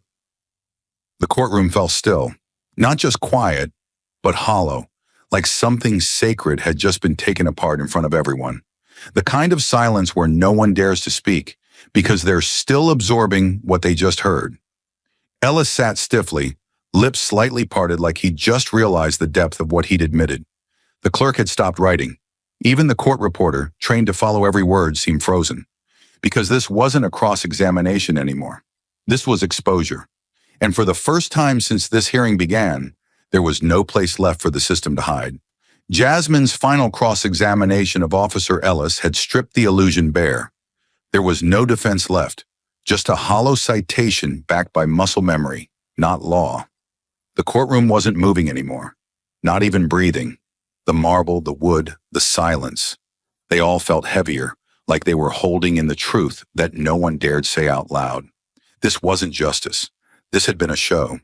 And then, slowly, Chief Justice Elijah Ward leaned forward. He didn't raise his voice. He didn't need to. When a man like Ward speaks, it's not for volume, it's for record. "Let the court be clear," he said, his tone like a blade honed by decades of legal discipline. "No photographs, no documentation, no third-party testimony, No opportunity for cross-examination. No procedural foundation. This is not a ruling, he continued, eyes like steel. This is a simulation of authority. It is not law. It is not order. It is control masquerading as process. A slow wave of stillness passed through the gallery, not like fear, but like awe. Someone exhaled. A pen dropped somewhere near the back, but no one turned. The moment was too thick, too final. Then Ward delivered the line that broke the illusion completely. Accordingly, the penalty imposed upon Ms. Jasmine Crockett is vacated in full, effective immediately. This case is closed. He didn't look at Halden when he said it. He didn't need to, because those few words had done what no one else in that room had the courage or the power to do.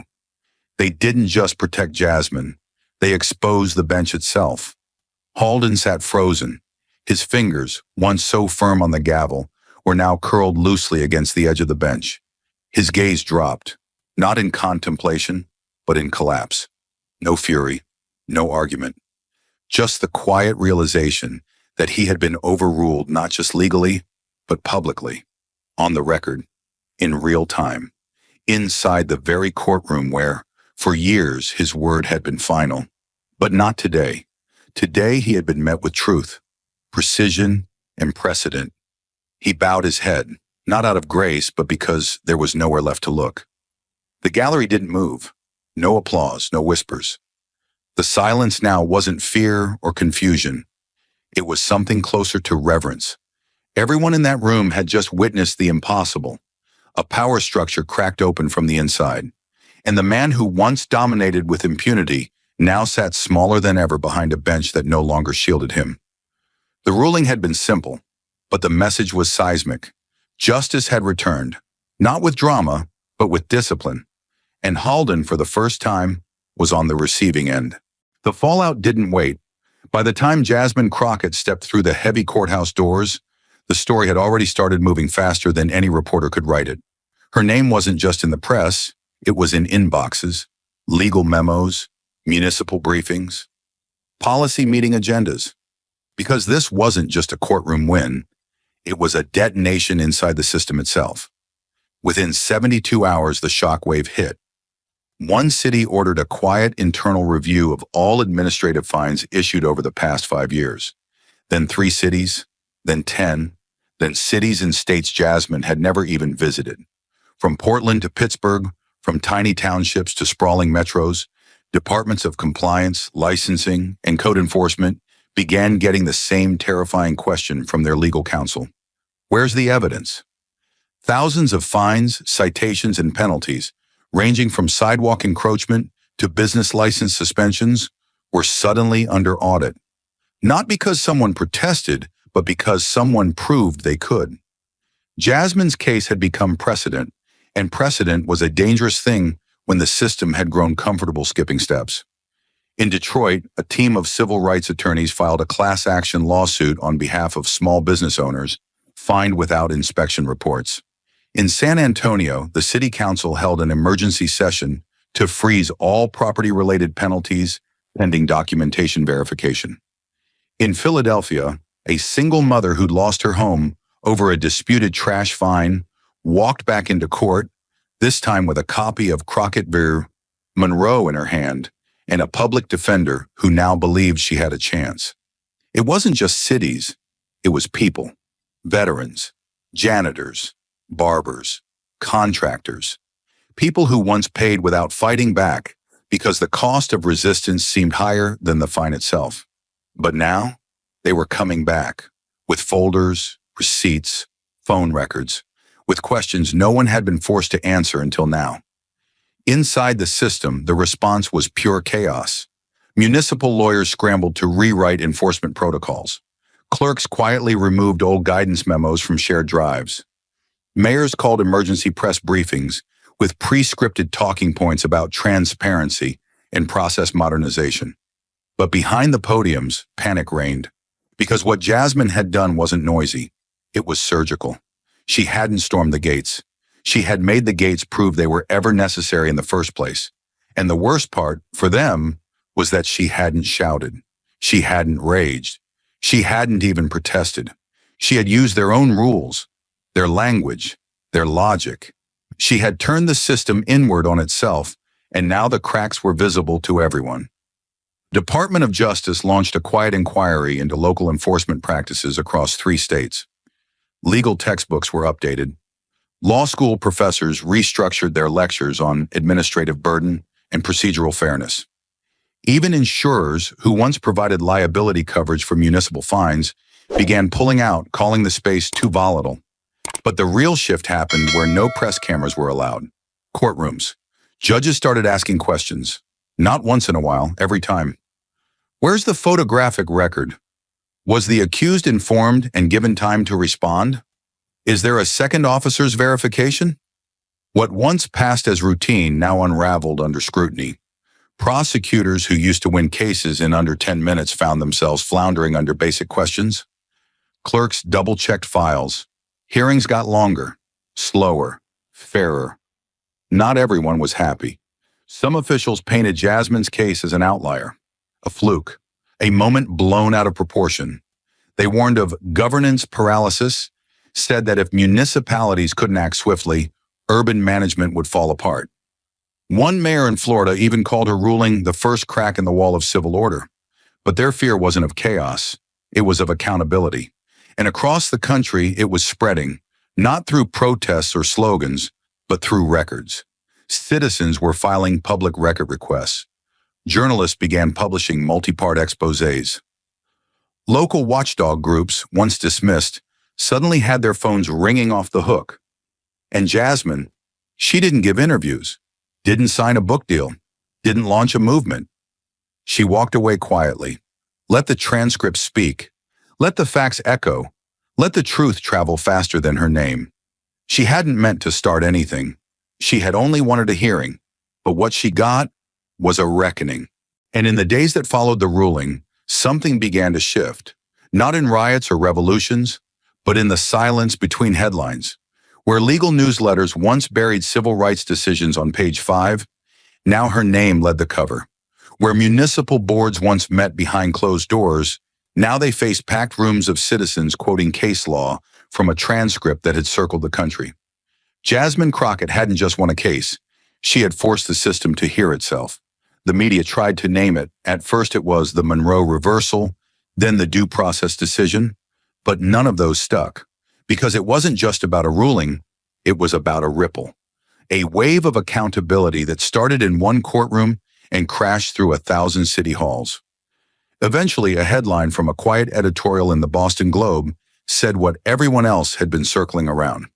The Jasmine effect. When one voice makes the law, listen again. And it caught fire. Civil rights organizations picked it up. Think tanks, law schools, even city clerks began using the term, half admiring, half terrified. It wasn't political. It wasn't partisan. It was procedural. And that's what made it unstoppable. Jasmine hadn't taken down the system. She'd simply demanded it follow its own rules. But the deeper impact wasn't seen on cable news. It was felt in small, untelevised moments. In a public library in Tulsa, a 68-year-old former attorney unboxed his law books, untouched since a disbarment triggered by a corrupt citation process. He began offering free consultations to veterans seeking restitution. In Bakersfield, California, a single father whose small business was shut down after an anonymous complaint found his fine quietly dismissed and his permit reactivated. In New Orleans, a young paralegal started organizing weekend workshops to teach working-class citizens how to challenge administrative penalties with proper documentation. They weren't activists. They were survivors. And Jasmine had given them not a slogan, but a blueprint. Meanwhile, within the walls of power, discomfort festered. Judges, once unflinching in their routines, now hesitated before signing off on enforcement orders. Clerks whispered to each other before scheduling hearings. Junior lawyers began citing Crockett versus Monroe in pretrial motions, and more importantly, winning. The idea that one officer's instinct could carry the weight of the law without evidence was no longer just dangerous. It was legally fragile. But Jasmine didn't celebrate. She didn't appear on talk shows. She didn't publish memoirs or pose for editorials. She left the courthouse the same way she had entered, with quiet purpose and an unshakable stare. Reporters waited at the steps, expecting a victory speech. There was none. She didn't feel like a victor. She felt like a combatant who had survived the unthinkable. Because what most people didn't understand was that this wasn't just a legal battle. It was personal, it was exhausting, and it was dangerous. Not because of physical threats, but because standing up inside the system is the one place you're not supposed to do it. She knew what it had cost her: the sleepless nights, the friends who told her to walk away, the isolation of knowing that if she failed, it wouldn't just be her reputation. It would be a message to every unheard citizen that speaking up gets you punished. And yet, she had stood. And because she stood, others now had ground to stand on. That's what made the Jasmine effect different. It wasn't a headline. It was a shift in posture, the quiet straightening of shoulders in courtrooms, the return of eye contact across legal tables. The sense, however fragile, that the law could be wrestled back into shape by those it once crushed. She didn't walk out of that courtroom like someone who'd won. She walked out like someone who had made it through. Her steps weren't triumphant. They were tactical. Every move forward was measured, not because she feared what came next, but because she was already preparing for it. The Jasmine effect didn't end at the courthouse steps. It didn't end when the fine was erased. It didn't even end when cities began rewriting policy. Because this was never about ending something. It was about reminding everyone what justice was supposed to look like. And Jasmine Crockett had done exactly that, not by breaking the system, but by making it see its own reflection and blink. Thought for a few seconds. The echo of Jasmine's victory had barely finished reverberating through America's courtrooms when the machinery she'd punctured began to re-engineer itself. In conference rooms with soundproof walls and oak tables longer than some city blocks, advisors mapped the threat on whiteboards: public trust dropping, case challenges rising, and, worst of all, budget lines at risk if fines were overturned en masse. They did not speak of citizens or due process. They spoke of revenue integrity and enforcement continuity. By dawn the following Monday, draft legislation circulated in email chains marked confidential, clauses that reinstated instant penalties as administrative cautions, surcharges renamed expedited compliance fees, and a proposed rule that any appeal must include a bond equal to the fine, so only those who could already pay could question power. The authors called it streamlining. Critics would soon call it a wall of glass knives. Meanwhile, a coalition of consulting firms offered crisis management packages to municipalities, talking points, data spin, and social media tracking to bury dissent under graphs no one could decipher. The goal wasn't to undo Jasmine's precedent in the courts, yet. The goal was to choke it with new rules before ordinary people realized how many doors had just been unlocked. And somewhere in every proposal, one line kept reappearing in bold: mitigate the Jasmine effect. Talk radio went on the offensive next. Morning hosts framed Jasmine not as a champion of fairness, but as an activist lawyer eager to paralyze local government. One syndicated pundit claimed her victory would unleash a plague of freeloaders who refuse to follow any ordinance that doesn't come with a photo album. Another warned elderly listeners that garbage would pile up in the streets if officers were forced to document every infraction. It was fear distilled into 30-second sound bites, quick enough to bypass critical thought, sharp enough to leave a sting. Holden's allies fed the frenzy with leaked memos that painted him as a martyr of judicial discretion, a man unfairly ambushed by media optics. Editorial cartoons showed Jasmine wielding a gavel like an axe, chopping city hall pillars into dust while taxpayers screamed for rescue. The narrative was clear. She hadn't protected the vulnerable.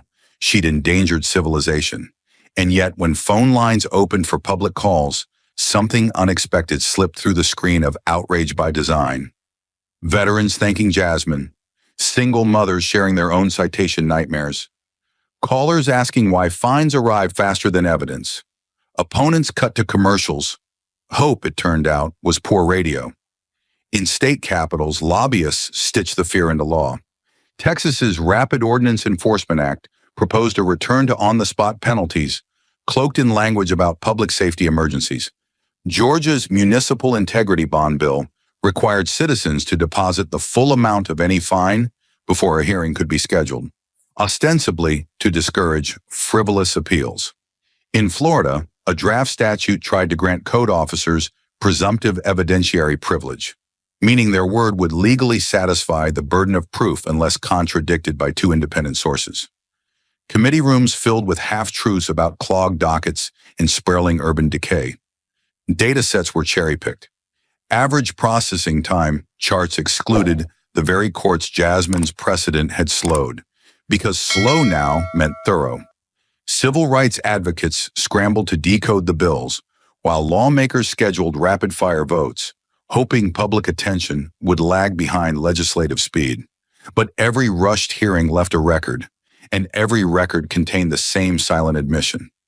The system feared sunlight more than protest.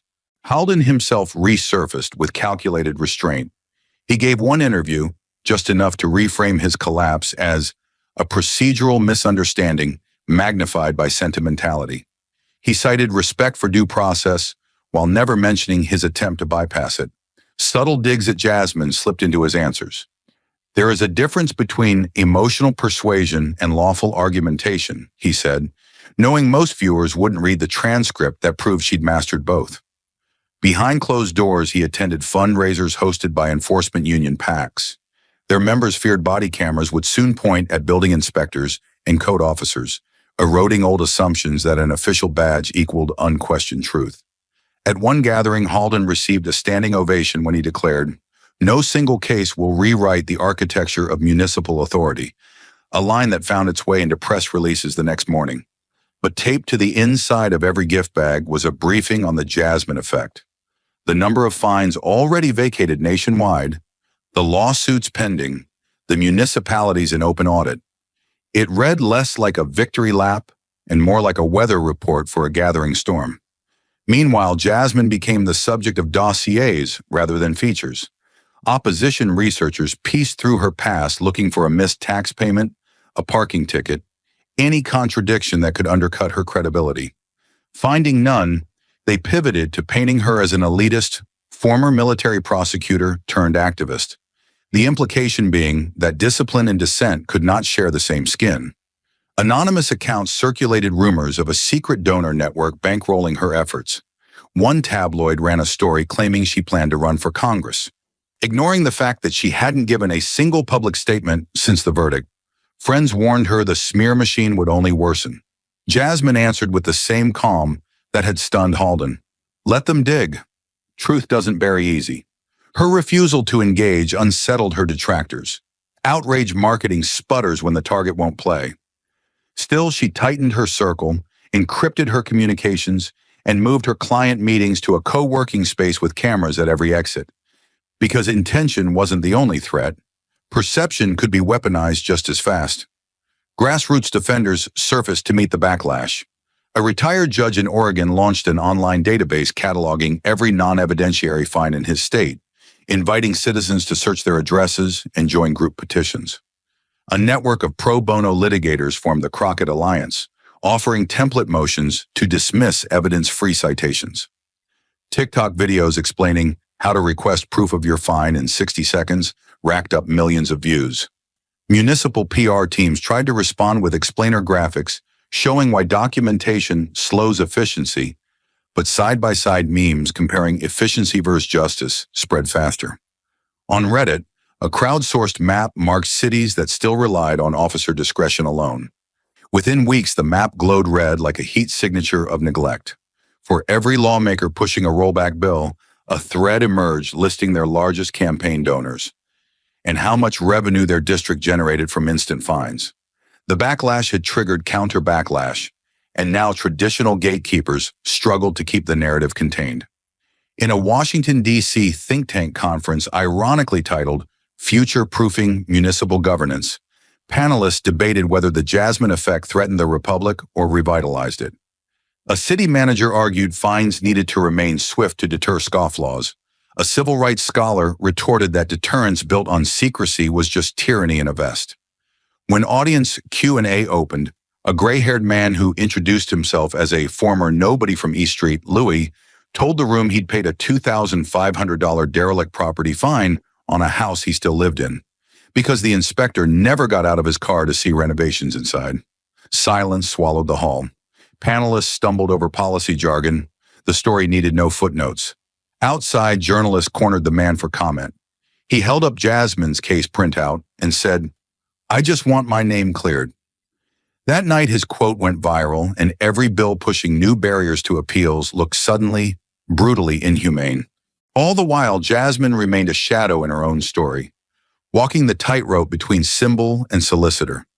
She spent mornings drafting motions for clients emboldened by her precedent, afternoons fielding calls from grassroots organizers, and nights scanning legislative trackers for the next attempt to mutate due process into red tape.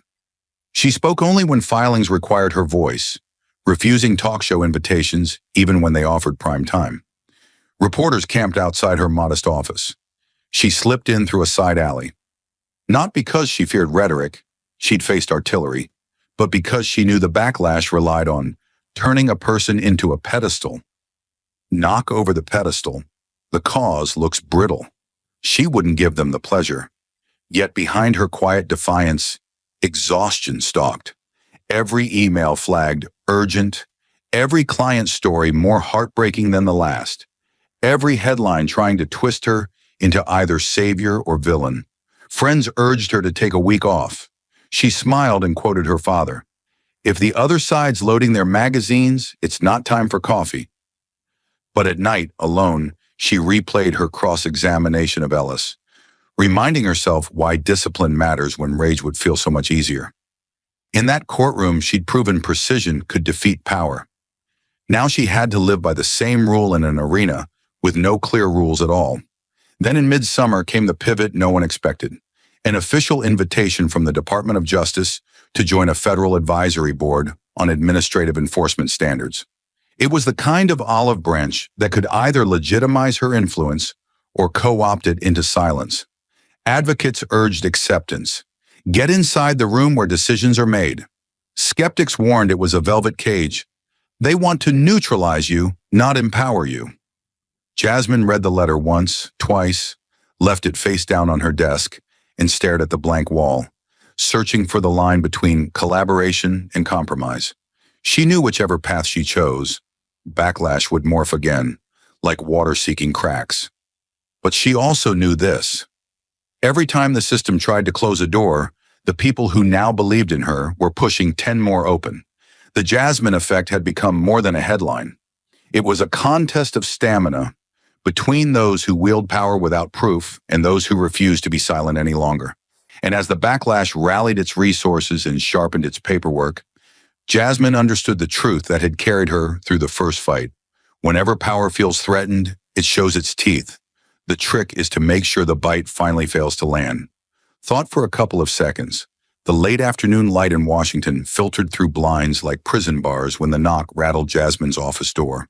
She had been sifting through deposition transcripts, searching for one exculpatory sentence that might spare a mechanic in Milwaukee from bankruptcy. The sudden sound cut through her concentration, sharp as a gavel crack. She glanced at the small wall clock, 6:47 p.m., well past walk-in hours. Most callers these days were reporters or opportunists hoping to turn the Jasmine effect into a brand. Yet something in the rhythm of that knock, steady, polite, but insistent, felt different. Jasmine rose, reminding herself to breathe, and opened the door. A woman of maybe 50 stood on the threshold, clutching a battered manila envelope to her chest as if it were a life vest. Her uniform blazer hung loose on her shoulders, the corrections officer patch half removed, its edges frayed like a story no one had cared to finish. She looked at Jasmine the way soldiers look at medics in the middle of gunfire, with equal parts desperation and reluctant hope. Jasmine stepped aside and motioned her in. The office was a repurposed storage loft above a used bookstore. Fluorescent lights hummed overhead, and open case files covered every surface like battle plans. The woman introduced herself in a voice roughened by years of shouting over prison din. Linda Green, 27 years in state corrections, widowed, recently forced into early retirement after her home was condemned by a city inspector. No appeal, No explanation beyond a red notice nailed to the front door. They called it immediate safety risk, Linda said, passing Jasmine the envelope. But they never even walked past the porch. Inside lay a single citation form. No photographs, no inspection sheet, no signature except the block print of a code officer who, according to the date stamp, had completed the entire process in under 4 minutes. The fine, $38,000. The deadline to vacate, 72 hours.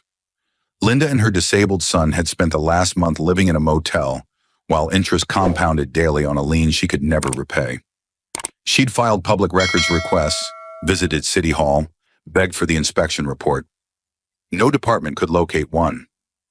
"They told me I could fix everything," Linda whispered, "if I just paid the fine first." Jasmine's jaw tightened. She thought of Daniel Rhee's checkbox, Karen Bautista's silent code change, James Weller's 17 inches, each one a scalpel cut made by invisible hands. She asked Linda if the house had real problems, foundation cracks, mold, anything. Linda shook her head. "Built by my husband before he passed.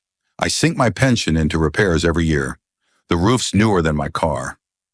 Jasmine flipped the citation over. Blank backside. No evidence field, no compliance pathway, just an account number and routing instructions for electronic transfer. It was a ransom note disguised in municipal letterhead.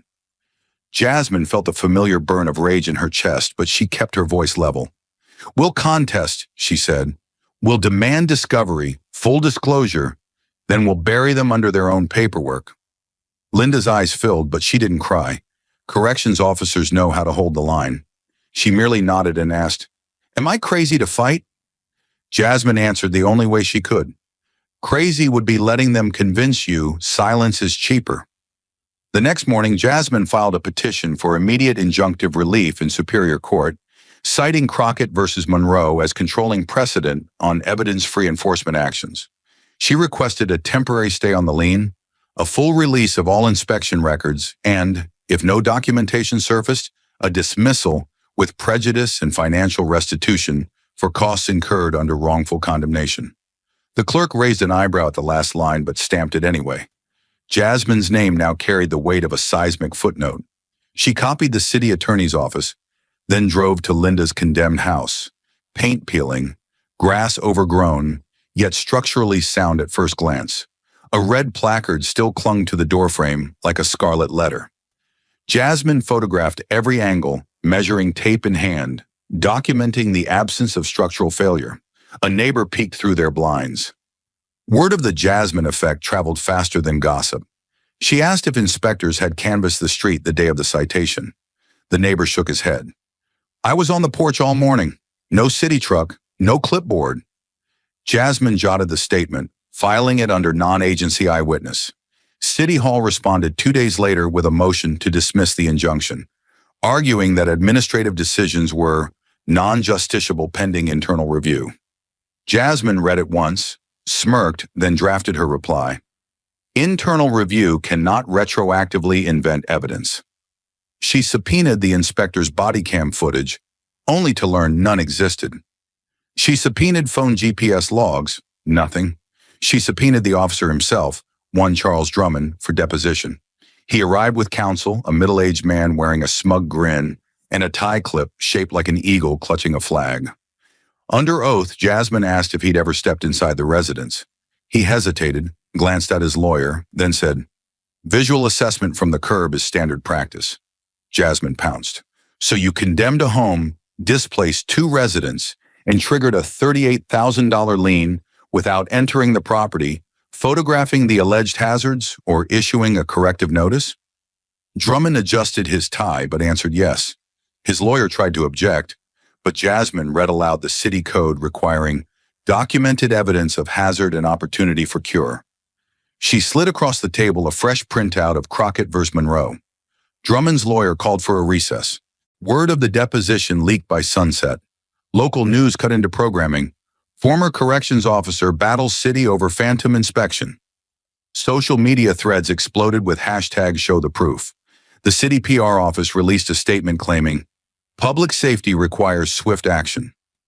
Jasmine counterfiled a motion to compel immediate release of all inspection policies, citing the public's right to transparency. Overnight, an anonymous drop reached her email. Internal memos instructing inspectors to maximize fee revenue by flagging older houses for proactive hazard mitigation. The memo highlighted fines as cost-neutral tools to encourage voluntary relocation in gentrifying districts. Jasmine forwarded the documents to investigative journalists. By dawn, headlines screamed of eviction via paperwork. Council members scrambled for damage control, scheduling a special session to discuss potential abuses of code enforcement. Court day arrived like a second storm. Spectators packed the gallery, veterans, retirees, young activists clutching printed copies of the Jasmine Effect articles. Linda sat beside Jasmine, hands clasped, knuckles white. Across the aisle, the city attorney's team shuffled binders filled with newly created reports, evidence manufactured after the fact. The judge, a seasoned jurist with a reputation for impatience, opened by asking one question. Counsel, do you have contemporaneous documentation from the day of inspection? Yes or no? The city attorney hedged. Jasmine stood and provided the subpoena returns. GPS logs showing the inspector never left his truck, timestamp data contradicting his sworn statement, and the revenue memo. She spoke calmly, each sentence a nail. This condemnation was never about safety. It was about displacement for profit, and it relied on the same logic this court rejected in Crockett versus Monroe. Instinct in place of evidence. Gas rippled through the room. The judge turned to the city attorney. Any substantive rebuttal? There was none. Ruling from the bench, the judge vacated the lien, ordered immediate restoration of the property, and referred the inspector's testimony for perjury review. He also mandated the city produce a plan within 30 days to overhaul its code enforcement procedures. When his gavel fell, Linda exhaled a breath she'd been holding for weeks. Reporters surged forward. Someone asked if Jasmine felt vindicated. She shook her head. This isn't vindication, it's triage, and there are a lot more wounds to treat. 2 hours later, Jasmine's inbox overflowed. A retired bus driver in Ohio fined for peeling paint. A daycare owner in Oregon cited for potential noise violations before opening day. A widower in New Jersey whose vegetable garden was labeled commercial agriculture and taxed accordingly. Each message carried the same refrain. I saw what you did for Linda. Can you help me? Jasmine read them all.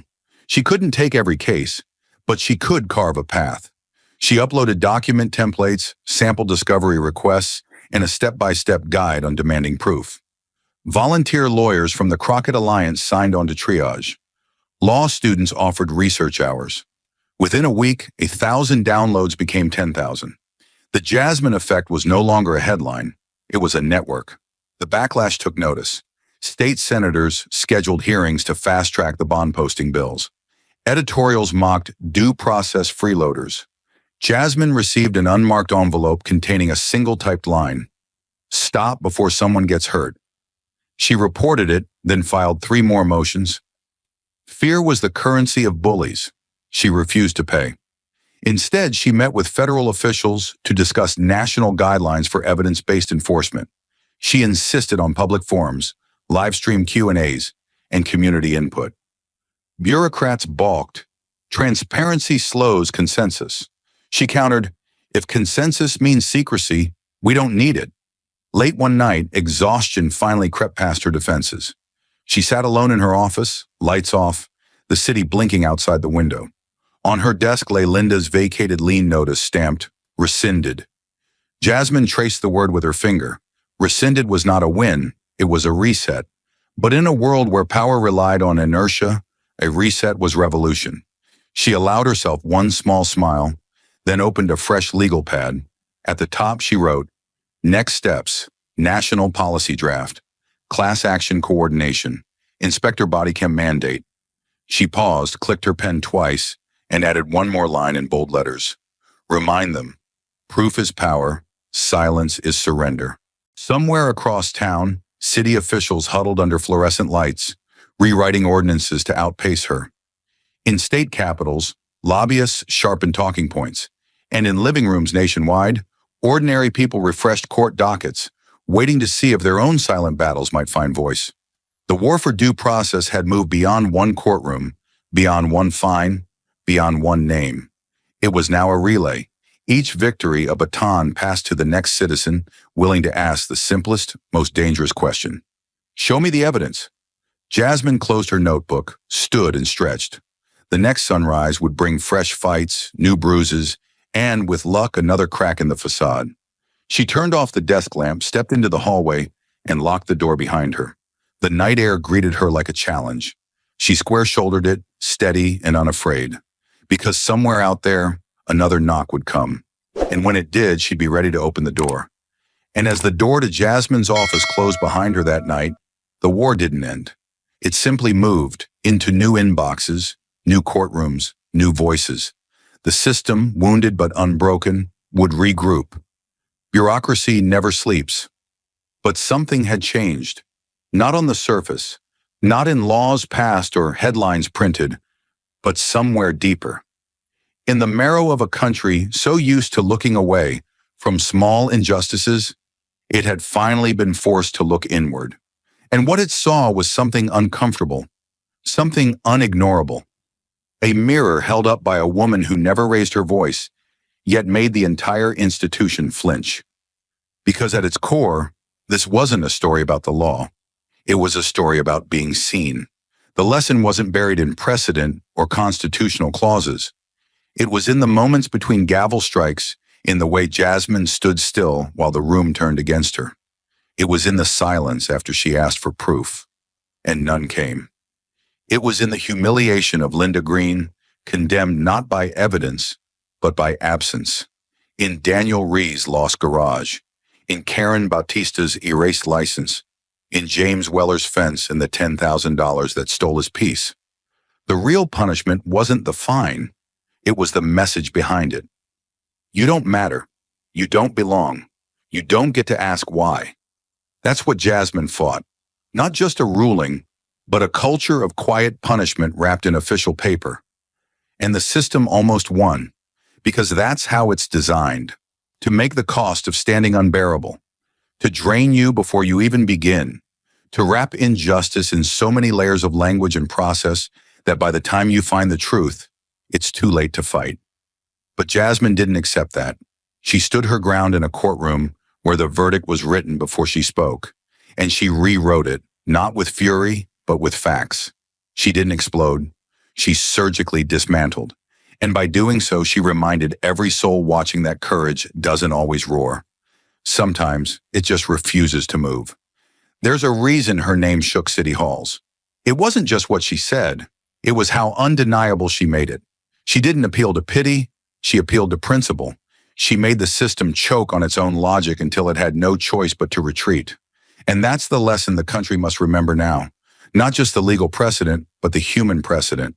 That the voice of one person, sharp, prepared, unafraid, can force an empire of indifference to stop pretending. That ordinary people, when pushed far enough, will stop asking for permission and start demanding truth. Justice, after all, isn't just a concept. It's a muscle. And like any muscle, it weakens when not used. Jasmine reminded a nation how to flex it again.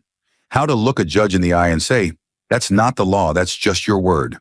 How to call a fine what it really is, a sentence without a trial. How to reclaim not just your rights, but your worth.